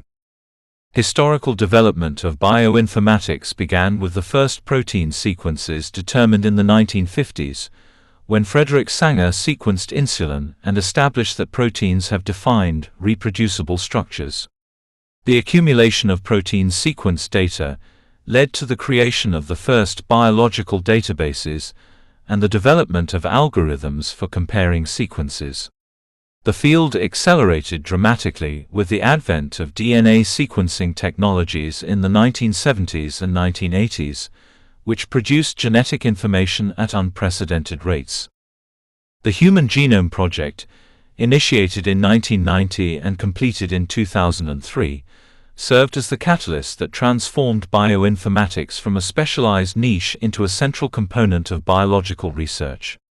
This massive international effort required the development of new computational tools for sequence assembly, annotation, and analysis. The project demonstrated that large-scale biological data generation was not only possible, but essential for understanding complex biological systems. The success of the Human Genome Project established bioinformatics as a critical infrastructure for modern biology. Database development forms the backbone of bioinformatics, providing standardized repositories for biological information that can be accessed and analyzed by researchers worldwide. The National Center for Biotechnology Information, NCBI, maintains GenBank, the primary repository for DNA sequences, along with databases for proteins, literature, and other biological data. The European Bioinformatics Institute, EBI, and the DNA Data Bank of Japan, DDBJ, serve similar roles, creating a global network of interconnected biological databases. Data standards and formats enable the sharing and integration of biological information across different platforms and research groups. The FASTA format provides a simple text-based representation for biological sequences, while more complex formats like GenBank and EMBL include detailed annotations and metadata. Standardized ontologies and controlled vocabularies ensure that biological concepts are described consistently across different databases and applications. These standards are essential for the interoperability of bioinformatics tools and databases. Algorithm development in bioinformatics addresses the unique challenges posed by biological data, which is often noisy, incomplete, and highly variable. Biological sequences contain insertions, deletions, and substitutions that complicate comparison and analysis. Protein structures are complex three-dimensional objects that resist simple mathematical description. Biological networks contain thousands of interacting components with nonlinear relationships. Addressing these challenges requires specialized algorithms that account for the unique properties of biological systems. The interdisciplinary nature of bioinformatics demands expertise across multiple domains. Bioinformaticians must understand biological processes and experimental methods to formulate meaningful research questions and interpret results appropriately. Computer science skills are essential for algorithm development, software implementation, and database design. Statistical knowledge enables proper experimental design, data analysis, and hypothesis testing. This broad skill set makes bioinformatics both challenging and rewarding for practitioners. Computational infrastructure for bioinformatics has evolved from simple desktop computers to massive distributed computing systems that can process petabytes of data. High-performance computing clusters enable parallel processing of large datasets, while cloud computing provides scalable resources that can adapt to changing computational demands. Specialized hardware architectures, including graphics processing units (GPUs) and field programmable gate arrays (FPGAs), offer significant performance advantages for specific bioinformatics applications. Quality control and validation represent critical aspects of bioinformatics that ensure the reliability and reproducibility of computational analyses. Biological data can contain errors from experimental procedures, while computational algorithms may produce artifacts or false predictions. Establishing confidence measures, implementing validation protocols, and conducting benchmark studies help identify and correct these issues. The reproducibility crisis in science has highlighted the importance of rigorous quality control in computational biology. Open source software development has become the dominant paradigm in bioinformatics, fostering collaboration and accelerating innovation. Projects like the Bioconductor package for R provide comprehensive suites of tools for biological data analysis, while platforms like Galaxy make sophisticated analyses accessible to researchers without programming expertise. The open source model enables rapid sharing of new methods and facilitates peer review of computational approaches. Integration of heterogeneous data types represents one of the greatest challenges in modern bioinformatics.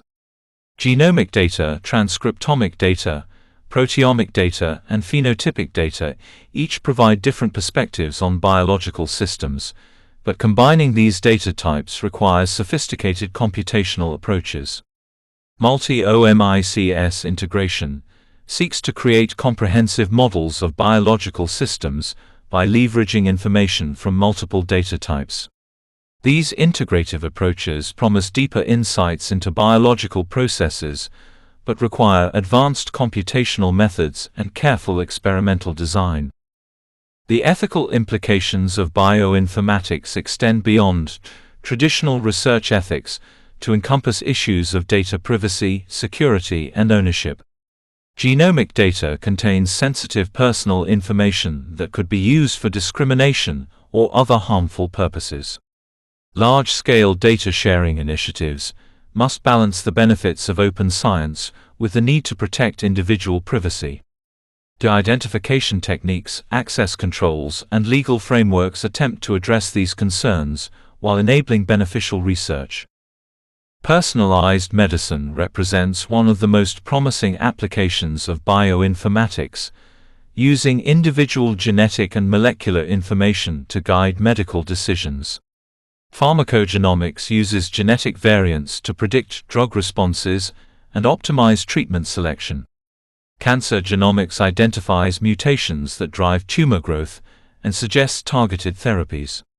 These applications require sophisticated computational methods to interpret complex molecular data and translate it into actionable clinical information. Machine learning and artificial intelligence are increasingly important in bioinformatics, offering new approaches to pattern recognition and prediction in biological data. Deep learning models can identify complex patterns in genomic sequences, predict protein structures, and classify disease states from molecular data. However, the application of machine learning to biological problems requires careful consideration of data quality, model interpretability, and biological relevance. The black box nature of some machine learning approaches can make it difficult to understand and validate their predictions. The future of bioinformatics will be shaped by continuing advances in data generation technologies, computational methods, and biological understanding. Single-cell sequencing technologies generate unprecedented views of cellular diversity and dynamics. Real-time sequencing enables immediate analysis of genetic information. Quantum computing may eventually provide computational capabilities that transform biological modeling and simulation. As these technologies mature, bioinformatics will continue to evolve and expand its role in biological research and medical practice. Educational challenges in bioinformatics reflect the interdisciplinary nature of the field and the rapid pace of technological change. Traditional academic departments may not provide adequate training in all relevant areas, leading to the development of specialized bioinformatics programs and interdisciplinary training initiatives. Continuing education is essential for practitioners to stay current with new methods and technologies. The democratization of bioinformatics tools has made computational biology more accessible, but also highlights the need for training in proper use and interpretation of these tools. Chapter 2: Sequence Analysis and Genomics. Sequence analysis forms the cornerstone of bioinformatics, providing the fundamental tools and methods for understanding the information encoded in DNA, RNA, and protein sequences. The ability to read, compare, and interpret biological sequences has revolutionized our understanding of life, from the molecular mechanisms of individual genes to the evolutionary relationships between species. This computational discipline combines sophisticated algorithms with biological insight to extract meaningful information from the vast repositories of sequence data generated by modern sequencing technologies. DNA sequencing technologies have undergone remarkable evolution since the development of the Sanger method in the 1970s. First-generation sequencing methods, while groundbreaking, were labor-intensive and expensive, limiting their application to small-scale projects. The introduction of next-generation sequencing (NGS) platforms in the early 2000s dramatically reduced costs and increased throughput, making genome-scale sequencing routine. These massively parallel approaches generate millions of short sequence reads simultaneously, requiring sophisticated computational methods for data processing and analysis. The computational challenges of sequence assembly involve reconstructing complete genomes from millions of overlapping sequence fragments. Early assembly algorithms used overlap layout consensus approaches that explicitly identified overlaps between reads and constructed consensus sequences. Modern assemblers employ de Bruijn graph algorithms that break sequences into smaller k-mers and use graph theory to find paths through the resulting networks. The choice of assembly strategy depends on the sequencing technology, genome characteristics, and desired assembly quality. Quality assessment of sequence data and assemblies requires multiple complementary approaches to identify and correct errors. Base calling accuracy varies across sequencing platforms and depends on factors such as sequence context, read position, and chemical conditions. Quality scores associated with each base provide probability estimates of calling accuracy, enabling downstream analysis tools to weight information appropriately. Assembly quality metrics include contiguity measures, like N50 statistics, completeness assessments using conserved gene sets, and accuracy evaluations through comparison with reference genomes. Genome annotation transforms raw sequence data into biologically meaningful information by identifying genes, regulatory elements, and other functional features. Gene prediction algorithms use statistical models to identify protein coding sequences based on characteristic features such as open reading frames, splice sites, and codon usage patterns. Homology-based annotation methods compare sequences to databases of known genes and proteins to transfer functional information. Experimental evidence from RNA sequencing and protein detection provides additional support for predicted annotations. Sequence alignment algorithms enable the comparison of biological sequences to identify similarities that may indicate evolutionary relationships or functional constraints. Pairwise alignment methods find optimal correspondences between two sequences using dynamic programming algorithms that score matches, mismatches, and gaps according to biologically motivated scoring schemes. The Needleman-Wunsch algorithm guarantees optimal global alignments, while the Smith-Waterman algorithm finds optimal local alignments. Heuristic methods like BLAST sacrifice some accuracy for dramatically improved speed, making database searches practical. Multiple sequence alignment extends pairwise comparison to simultaneously align multiple related sequences, revealing conserved regions and evolutionary relationships. Progressive alignment methods build multiple alignments by iteratively adding sequences to existing alignments, guided by phylogenetic trees that estimate evolutionary distances. Iterative refinement approaches improve initial alignments through repeated optimization cycles. The computational complexity of optimal multiple alignment grows exponentially with sequence number, necessitating heuristic approaches for large datasets. Hidden Markov models, HMMs, provide probabilistic frameworks for sequence analysis that can capture complex patterns and dependencies in biological sequences. Profile HMMs represent multiple sequence alignments as statistical models that can identify distant homologs and characterize protein families. Gene prediction HMMs model the statistical properties of coding and non-coding regions to identify genes in genomic sequences. HMMs excel at handling variable length patterns and can incorporate biological knowledge through careful model design and parameter estimation.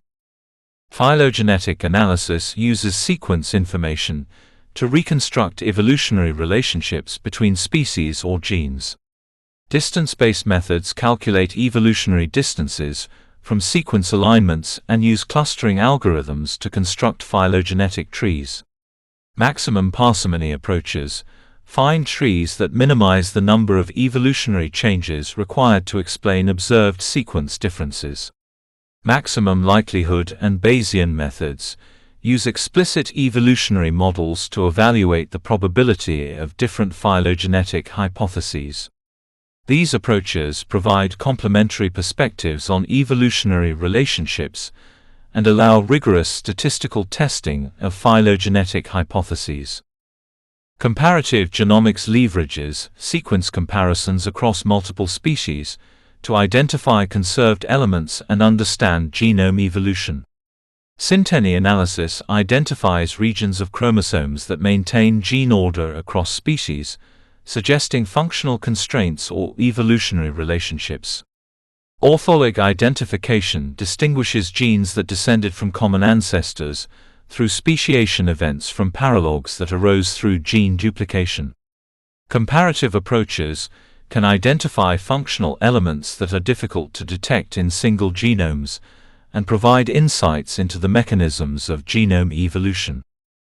Population genomics analyzes genetic variation within and between populations to understand evolutionary processes and demographic history. Single nucleotide polymorphisms, SNPs, represent the most common form of genetic variation and can be identified through comparison of individual genomes to reference sequences. Linkage disequilibrium analysis examines the correlation between nearby genetic variants to understand recombination patterns and population structure. Genome-wide association studies (GWAS) use population-scale genetic data to identify variants associated with traits or diseases. Functional genomics seeks to understand how genetic information is expressed and regulated to produce biological function.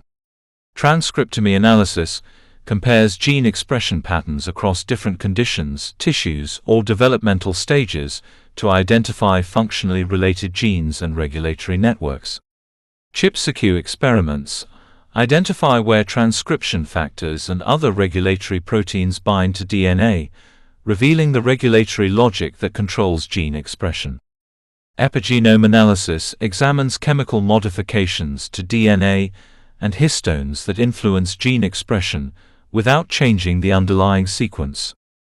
Metagenomics analyzes genetic material from environmental samples containing multiple organisms, providing insights into microbial communities and their functions. Assembly of metagenomic data faces additional challenges due to varying organism abundances, similar species, and incomplete coverage. Binning algorithms group sequences by organism of origin using composition and coverage information. Functional annotation of metagenomic data identifies metabolic pathways and ecological roles of community members. These approaches have revealed the enormous diversity of microbial life and their critical roles in environmental processes. Structural variants represent large-scale changes in genome organization, including insertions, deletions, duplications, and rearrangements. Detection of structural variants requires specialized algorithms that can identify split reads, discordant read pairs, and coverage anomalies that indicate non-reference structures. Long-read sequencing technologies improve structural variant detection by providing reads that can span entire variant regions. Understanding structural variation is important for medical genetics and evolutionary biology, as these variants can have large functional effects. Personal genomics applies sequence analysis to individual genomes for medical and ancestry applications. Clinical genome interpretation requires identifying variants that may cause disease by comparing individual genomes to databases of known pathogenic variants and population frequency data. Pharmacogenomics uses genetic variants to predict drug responses and guide treatment decisions. Direct-to-consumer genetic testing provides individuals with information about ancestry, traits, and disease risks, raising questions about the interpretation and communication of genetic information. The integration of sequence data with other genomic datasets provides more comprehensive views of biological systems than any single data type alone. Multi-omics approaches combine genomic, transcriptomic, proteomic, and other molecular data to understand how genetic variation influences biological function. Network analysis methods identify modules of co-regulated genes and their regulatory relationships. Machine learning approaches can identify complex patterns in high-dimensional genomic data and make predictions about biological outcomes. Future developments in sequence analysis will be driven by continuing advances in sequencing technologies and computational methods. Long-read sequencing technologies are improving genome assembly quality and enabling better detection of structural variants. Single-cell sequencing provides unprecedented resolution of cellular heterogeneity and dynamics. Real-time sequencing enables immediate analysis and clinical applications. Advanced machine learning methods including deep learning approaches, promise to improve pattern recognition and prediction in sequence data while maintaining biological interpretability. Chapter 3: Protein Structure and Function Prediction. Protein structure and function prediction represents one of the most challenging and important frontiers in bioinformatics, where computational methods attempt to bridge the gap between protein sequence and biological activity. The relationship between a protein's amino acid sequence, its three-dimensional structure, and its cellular function embodies the central dogma of structural biology. Sequence determines structure and structure determines function. Computational approaches to protein analysis have become essential tools for understanding biological processes, designing new therapeutics, and engineering proteins with novel capabilities. The complexity of protein structure emerges from the intricate folding of linear amino acid chains into complex three-dimensional architectures. Primary structure describes the sequence of amino acids connected by peptide bonds, which provides the foundational information encoded by genes. Secondary structure refers to local folding patterns such as alpha helices and beta sheets that are stabilized by hydrogen bonds between backbone atoms. Tertiary structure represents the overall three-dimensional fold of a single protein chain, determined by interactions between amino acid side chains. Quaternary structure describes the assembly of multiple protein chains into functional complexes. Protein folding represents one of the most fundamental processes in biology, where linear amino acid sequences spontaneously adopt specific three-dimensional structures under physiological conditions. The folding process is driven by thermodynamic principles, with the native structure representing the conformation of lowest free energy. However, the astronomical number of possible conformations available to a protein chain creates a paradox. How do proteins fold so quickly and reliably to their native structures? This folding problem has inspired decades of theoretical and computational research aimed at understanding and predicting protein structure. Experimental methods for protein structure determination provide the foundation for computational structure prediction by generating training data and validation benchmarks. X-ray crystallography has determined the majority of known protein structures by analyzing the diffraction patterns of crystallized proteins.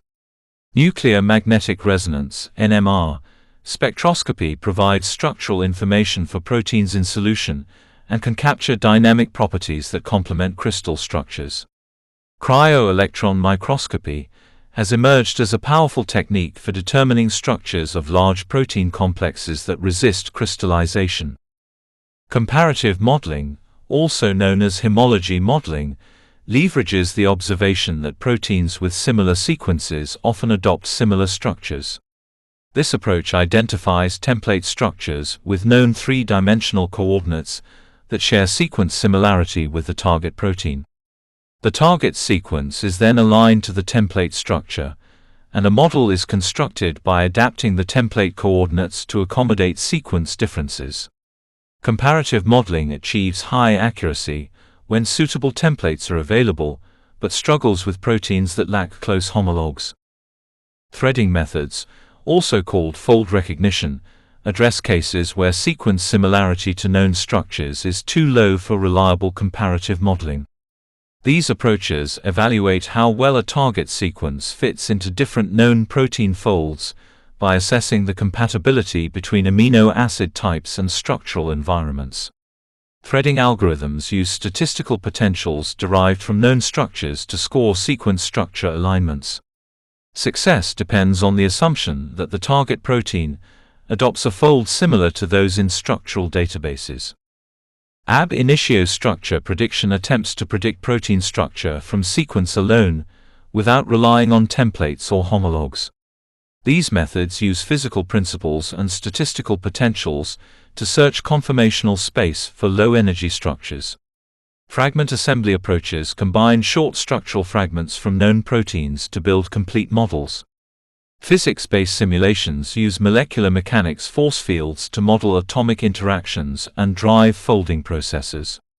While computationally intensive, ab initio methods can potentially predict structures for proteins with novel folds. Deep learning has revolutionized protein structure prediction by learning complex patterns from large datasets of protein sequences and structures. Convolutional neural networks can identify local sequence patterns associated with specific structural features. Recurrent neural networks capture long-range dependencies in protein sequences that influence folding. Attention mechanisms enable models to focus on the most relevant sequence regions for structure prediction. The recent success of AlphaFold represents a breakthrough in applying deep learning to protein structure prediction, achieving accuracy comparable to experimental methods for many proteins. Protein function prediction seeks to understand how three-dimensional structure enables specific biological activities. Active site prediction identifies regions of proteins that bind substrates or catalyze chemical reactions by analyzing geometric and chemical properties of protein surfaces. Binding site prediction uses similar approaches to identify regions that interact with other proteins, nucleic acids, or small molecules. Functional annotation methods combine structural information with sequence analysis and experimental data to predict specific molecular functions. Domain analysis recognizes that many proteins consist of discrete structural and functional units called domains. Domain identification algorithms segment protein sequences and structures into these autonomous folding units. Domain databases catalog known domain families and their characteristic features. Understanding domain architecture provides insights into protein evolution, function, and regulation. Many proteins contain multiple domains that can fold independently and contribute different functions to the overall protein. Protein-protein interaction prediction aims to identify which proteins interact with each other and characterize the nature of these interactions. Structural approaches use three-dimensional models to predict whether protein surfaces are complementary and can form stable complexes. Docking algorithms search for favorable orientations of two or more proteins that maximize favorable interactions while minimizing clashes. Sequence-based methods identify interaction patterns from known protein complexes and apply them to predict new interactions. Enzyme function prediction represents a specialized area of protein function analysis focused on catalytic proteins. Catalytic site identification uses structural and sequence analysis to locate active sites and predict the types of chemical reactions that enzymes can catalyze. Reaction prediction algorithms use chemical knowledge and structural information to propose specific enzymatic mechanisms. Metabolic pathway analysis places predicted enzyme functions into broader biological contexts by identifying potential roles in cellular metabolism. Protein stability prediction assesses how mutations or environmental changes affect protein folding and function. Stability calculations use physical principles and statistical potentials to estimate the thermodynamic effects of amino acid substitutions. Aggregation prediction identifies proteins that are prone to misfolding and formation of insoluble aggregates, which is important for understanding neurodegenerative diseases and optimizing protein expression systems. These approaches inform protein engineering efforts and help understand the molecular basis of genetic diseases. Membrane protein structure prediction faces unique challenges due to the hydrophobic environment of biological membranes. Transmembrane helix prediction identifies regions of proteins that span lipid bilayers using hydrophobicity patterns and statistical models. Topology prediction determines the orientation of membrane proteins and identifies which regions are exposed to different sides of the membrane. These specialized approaches account for the unique physical constraints imposed by membrane environments. Intrinsically disordered proteins lack stable three-dimensional structures under physiological conditions, but nonetheless perform important biological functions. Disorder prediction algorithms identify regions of proteins that are likely to be unstructured using sequence composition and evolutionary information. Understanding disordered regions is important, because they often play regulatory roles and are involved in protein-protein interactions. The prevalence of disorder in eukaryotic proteins has challenged traditional structure-function paradigms. Protein design represents the inverse problem of structure prediction, where researchers attempt to design amino acid sequences that will fold into desired structures and exhibit specific functions. Computational protein design uses physical principles and optimization algorithms to identify sequences that stabilize target structures. De novo design creates entirely artificial proteins, while redesign modifies existing proteins to alter their properties. Successful protein design demonstrates our understanding of folding principles and creates new tools for biotechnology and medicine. Quality assessment methods evaluate the reliability of predicted protein structures and functions. Structure validation tools identify geometric problems, energetic inconsistencies, and other indicators of model quality. Confidence scores provide estimates of prediction reliability based on template quality, sequence similarity, and other factors. Benchmark studies compare different prediction methods using known structures to establish their relative strengths and limitations. These assessments are crucial for determining when computational predictions can be trusted. Integration with experimental data enhances the accuracy and utility of computational protein predictions. Sparse experimental constraints from techniques like cross-linking mass spectrometry can guide structure prediction algorithms. Mutagenesis experiments can validate and refine functional predictions. High-throughput screening provides large datasets for training machine learning models. The combination of computational and experimental approaches often yields insights that neither approach could achieve alone. Future developments in protein structure and function prediction will likely benefit from continued advances in machine learning, experimental methods, and computational power.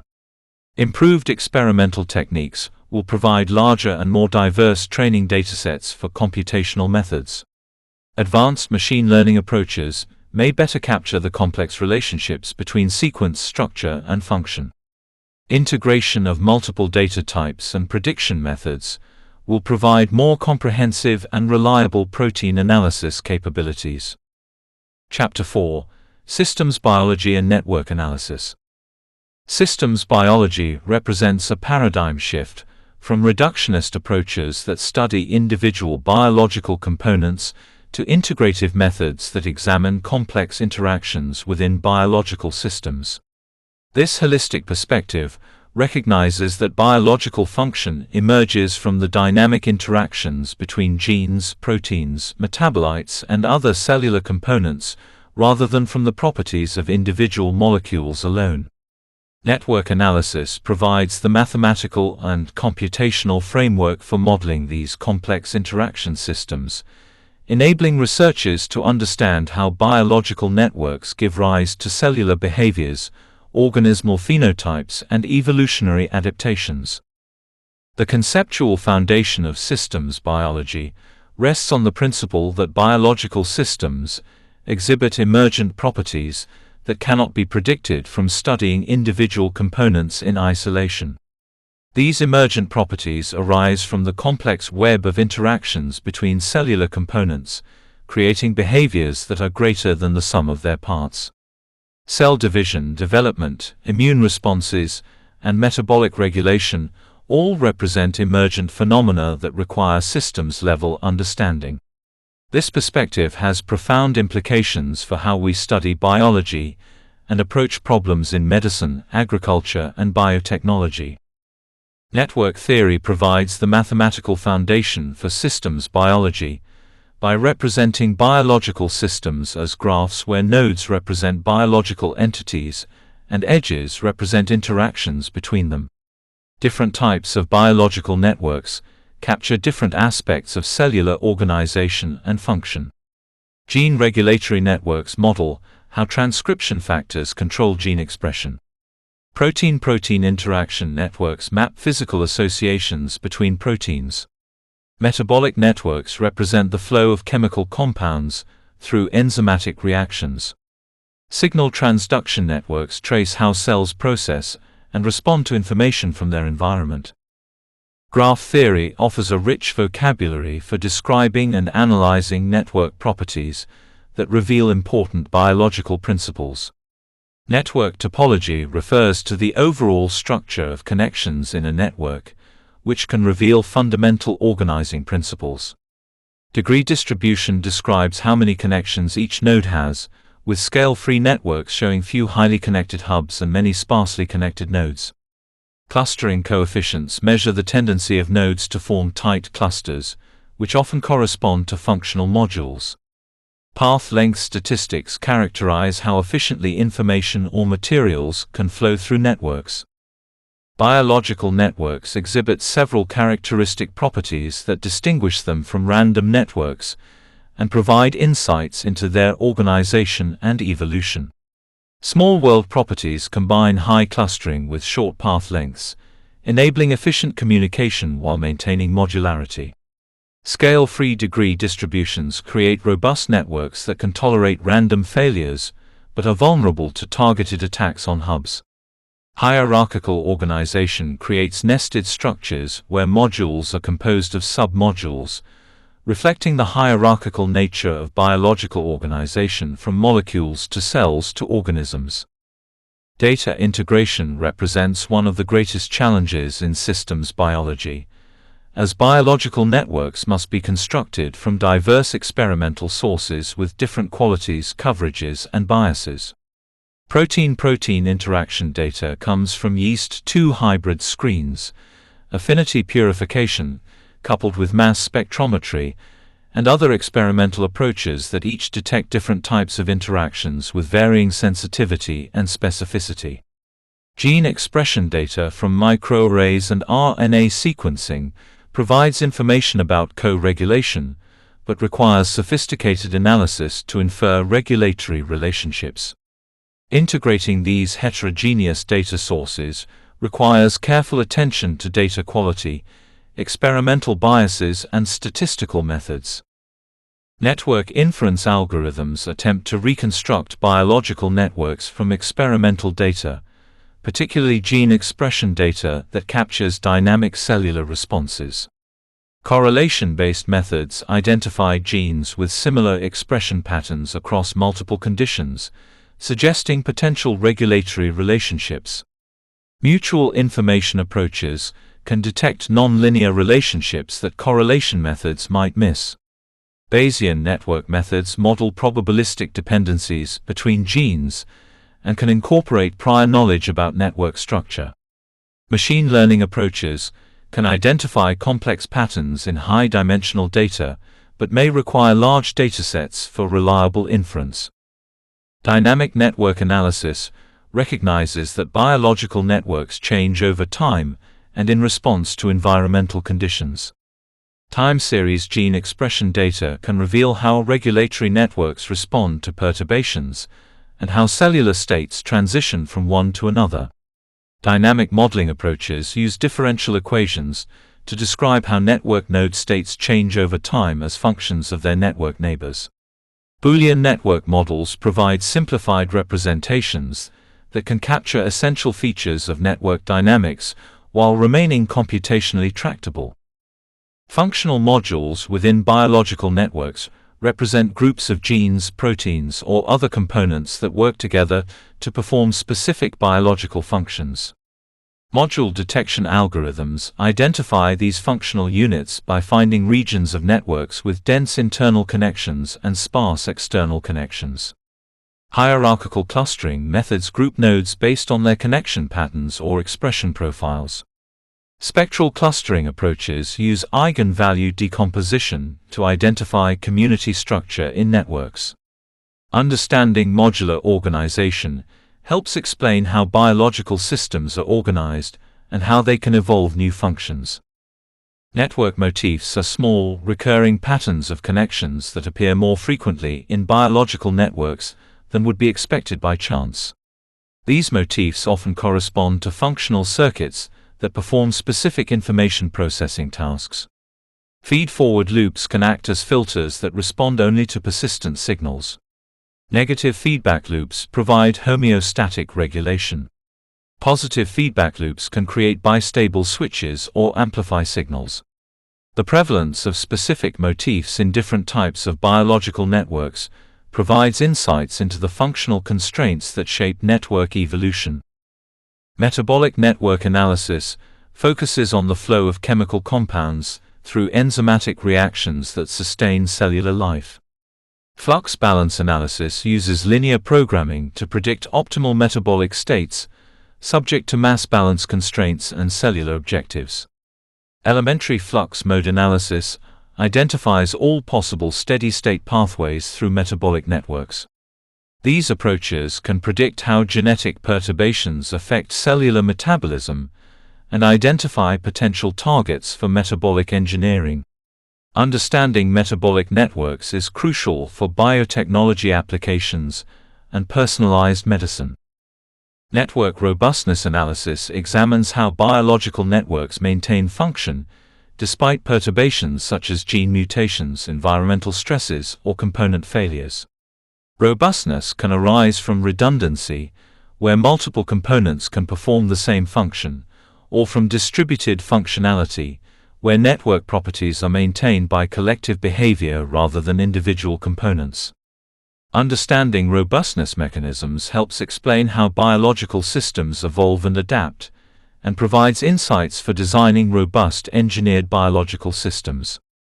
Disease network analysis applies network approaches to understand how genetic variations and environmental factors contribute to human diseases.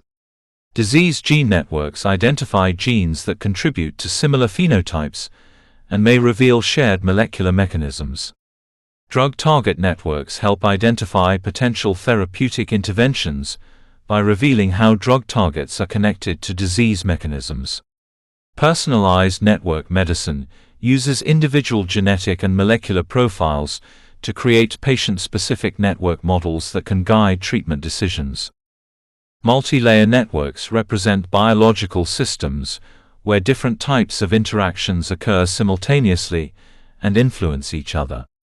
For example, gene regulatory networks operate alongside protein-protein interaction networks and metabolic networks within the same cells. Understanding how these different network layers interact and influence each other requires sophisticated modeling approaches that can capture cross-layer dependencies. Multi-layer network analysis is becoming increasingly important as datasets that capture multiple interaction types become available.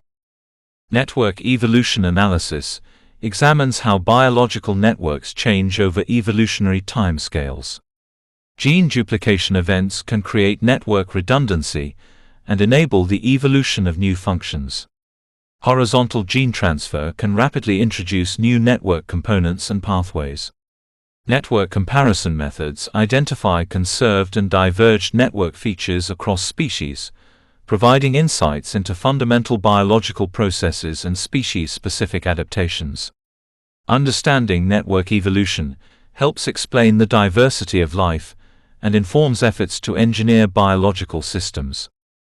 Machine learning applications in network analysis leverage large datasets to identify patterns and make predictions about biological networks. Supervised learning can predict protein functions based on network positions and neighborhood properties. Unsupervised learning can identify novel functional modules or network states.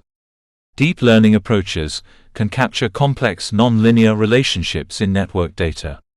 Graph neural networks represent a particularly promising approach that can operate directly on network structure while incorporating node and edge features. Network control theory examines how biological networks can be controlled to achieve desired states or behaviors. Controllability analysis identifies the minimum set of nodes that must be directly controlled to steer the entire network to any desired state. Driver node identification reveals which network components have the greatest influence over system behavior. These approaches have applications in drug discovery, where therapeutic interventions aim to control disease networks, and in synthetic biology, where engineered networks must be designed to exhibit specific behaviors. Visualization of biological networks presents significant challenges due to the complexity and size of most biological networks.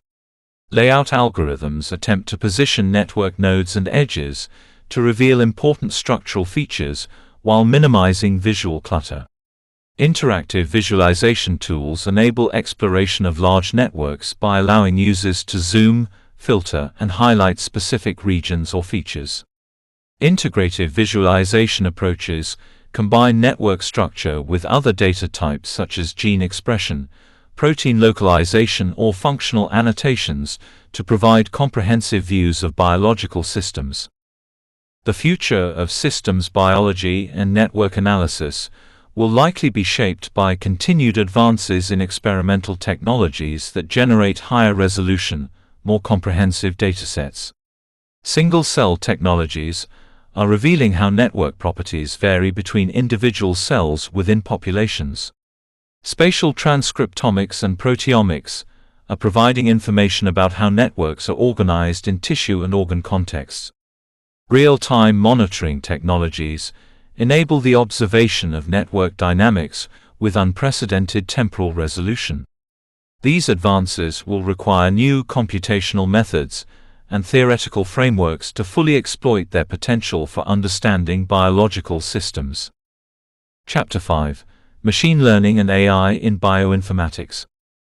The integration of machine learning and artificial intelligence into bioinformatics represents a transformative force that is reshaping how biological data is analyzed, interpreted, and applied to scientific discovery.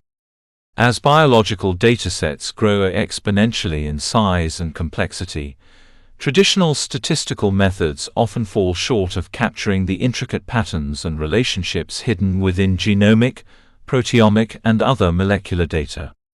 Machine learning provides powerful tools for pattern recognition, prediction, and hypothesis generation that can handle the high-dimensional, noisy, and heterogeneous nature of biological data while revealing insights that would be impossible to discover through conventional approaches. The fundamental appeal of machine learning in bioinformatics lies in its ability to learn complex patterns from data without requiring explicit programming of every rule or relationship. Traditional bioinformatics approaches often rely on manually crafted rules and statistical models that may not capture the full complexity of biological systems.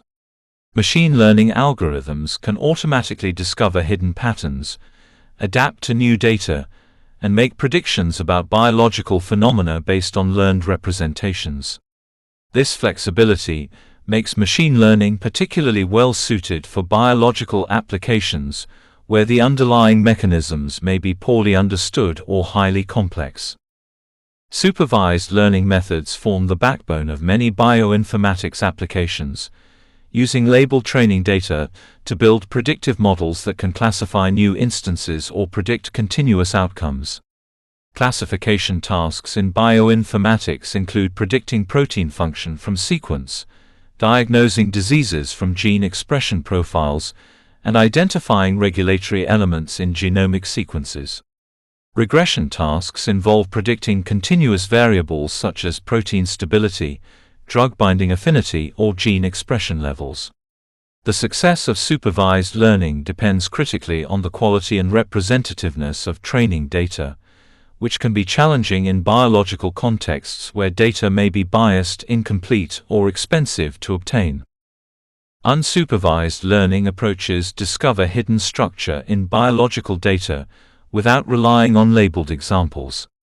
Clustering algorithms group similar biological entities together, revealing functional modules in protein interaction networks, identifying cell types from single-cell RNA sequencing data, or discovering patient subtypes from clinical and molecular data. Dimensionality reduction techniques project high-dimensional biological data into lower-dimensional spaces while preserving important relationships, enabling visualization and analysis of complex datasets. These approaches are particularly valuable for exploratory data analysis and hypothesis generation in biological research. Deep learning has emerged as one of the most powerful machine learning paradigms for bioinformatics, using neural networks with multiple layers to learn hierarchical representations of biological data. Convolutional neural networks excel at identifying local patterns in sequences and images, making them ideal for analyzing DNA sequences, protein structures, and medical images. Recurrent neural networks can capture long-range dependencies in sequential data, enabling analysis of variable-length biological sequences and time series data. Transformer architectures have shown remarkable success in natural language processing and are being adapted for biological sequence analysis with great success. Feature engineering and representation learning play crucial roles in the success of machine learning applications in bioinformatics. Raw biological data often needs to be transformed into numerical representations that capture relevant information for machine learning algorithms. Sequence encoding methods convert DNA, RNA, and protein sequences into numerical vectors using approaches such as one-hot encoding, K-mer frequencies, or learned embeddings. Structural features for proteins might include secondary structure, surface area, or electrostatic properties. The choice of features can dramatically impact model performance and interpretability. Cross-validation and model evaluation require special consideration in bioinformatics due to the unique characteristics of biological data.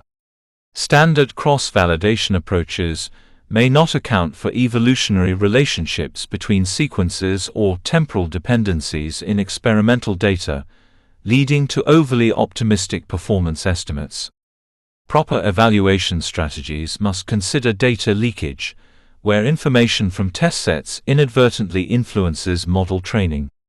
Benchmarking studies that compare different methods on standardized datasets help establish best practices and identify the most effective approaches for specific applications. Genomics applications of machine learning span the entire spectrum from sequence analysis to functional interpretation. Variant calling algorithms use machine learning to distinguish true genetic variants from sequencing artifacts in next-generation sequencing data. Genome annotation tools employ deep learning to identify genes, regulatory elements, and other functional features in genomic sequences. Pharmacogenomics applications predict how genetic variants influence drug responses, enabling personalized medicine approaches. Cancer genomics uses machine learning to identify driver mutations, predict treatment responses, and classify tumor types from molecular profiles. Proteomics and structural biology have benefited enormously from machine learning advances, particularly in protein structure and function prediction. Deep learning models like AlphaFold have achieved remarkable accuracy in predicting protein structures from amino acid sequences, solving a decades-old challenge in computational biology. Machine learning approaches predict protein-protein interactions, identify binding sites, and classify protein functions from sequence and structural features. Drug discovery applications use machine learning to predict molecular properties, optimize lead compounds, and identify potential side effects. Single-cell analysis represents a rapidly growing application area where machine learning is essential for handling the scale and complexity of single-cell genomics data. Dimensionality reduction techniques help visualize and analyze high-dimensional single-cell expression data. Clustering algorithms identify distinct cell types and states from expression profiles.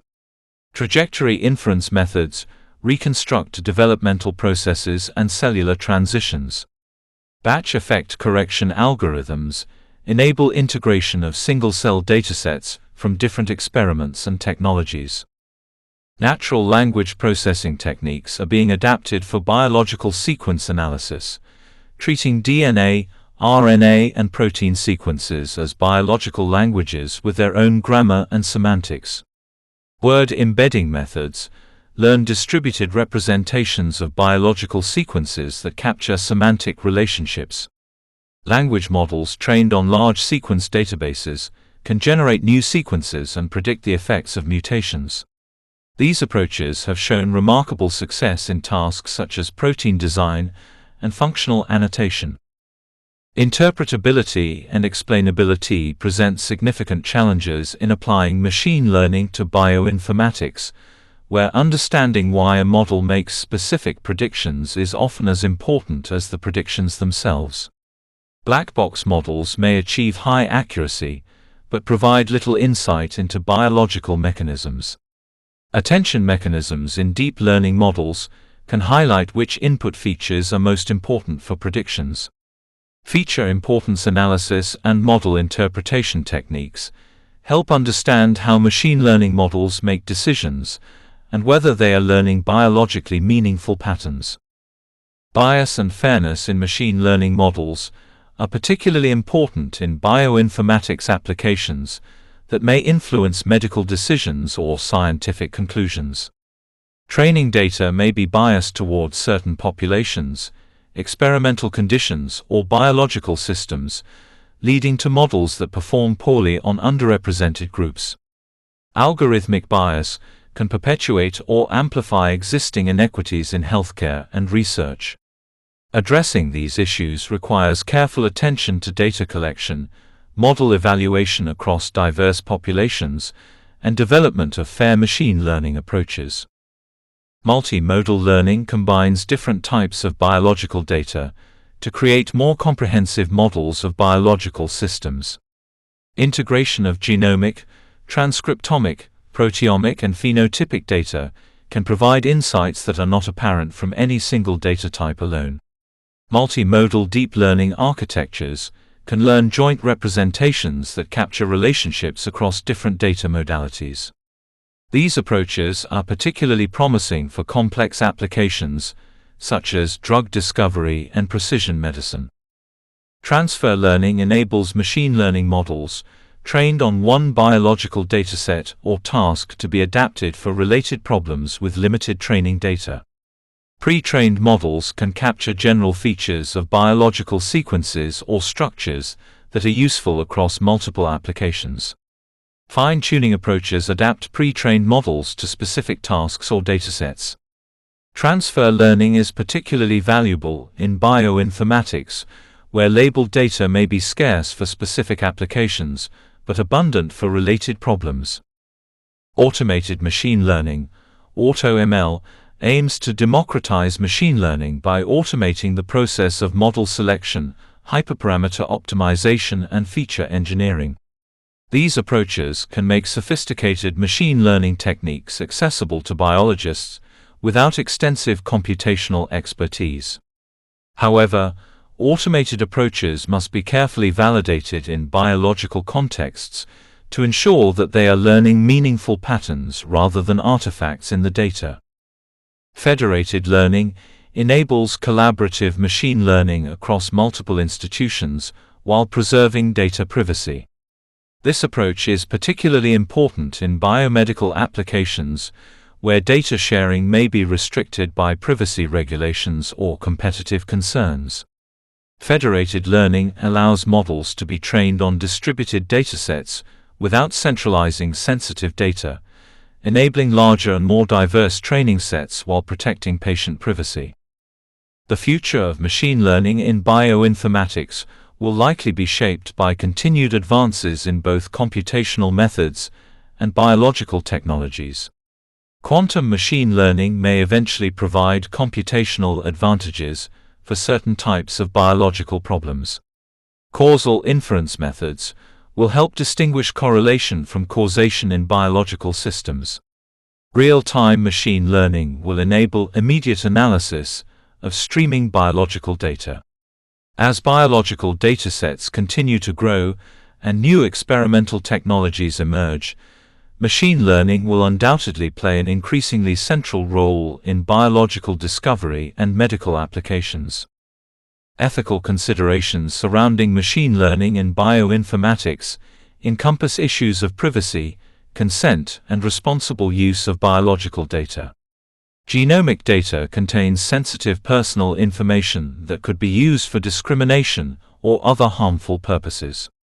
Machine learning models trained on this data must be developed and deployed responsibly, with appropriate safeguards for privacy and security.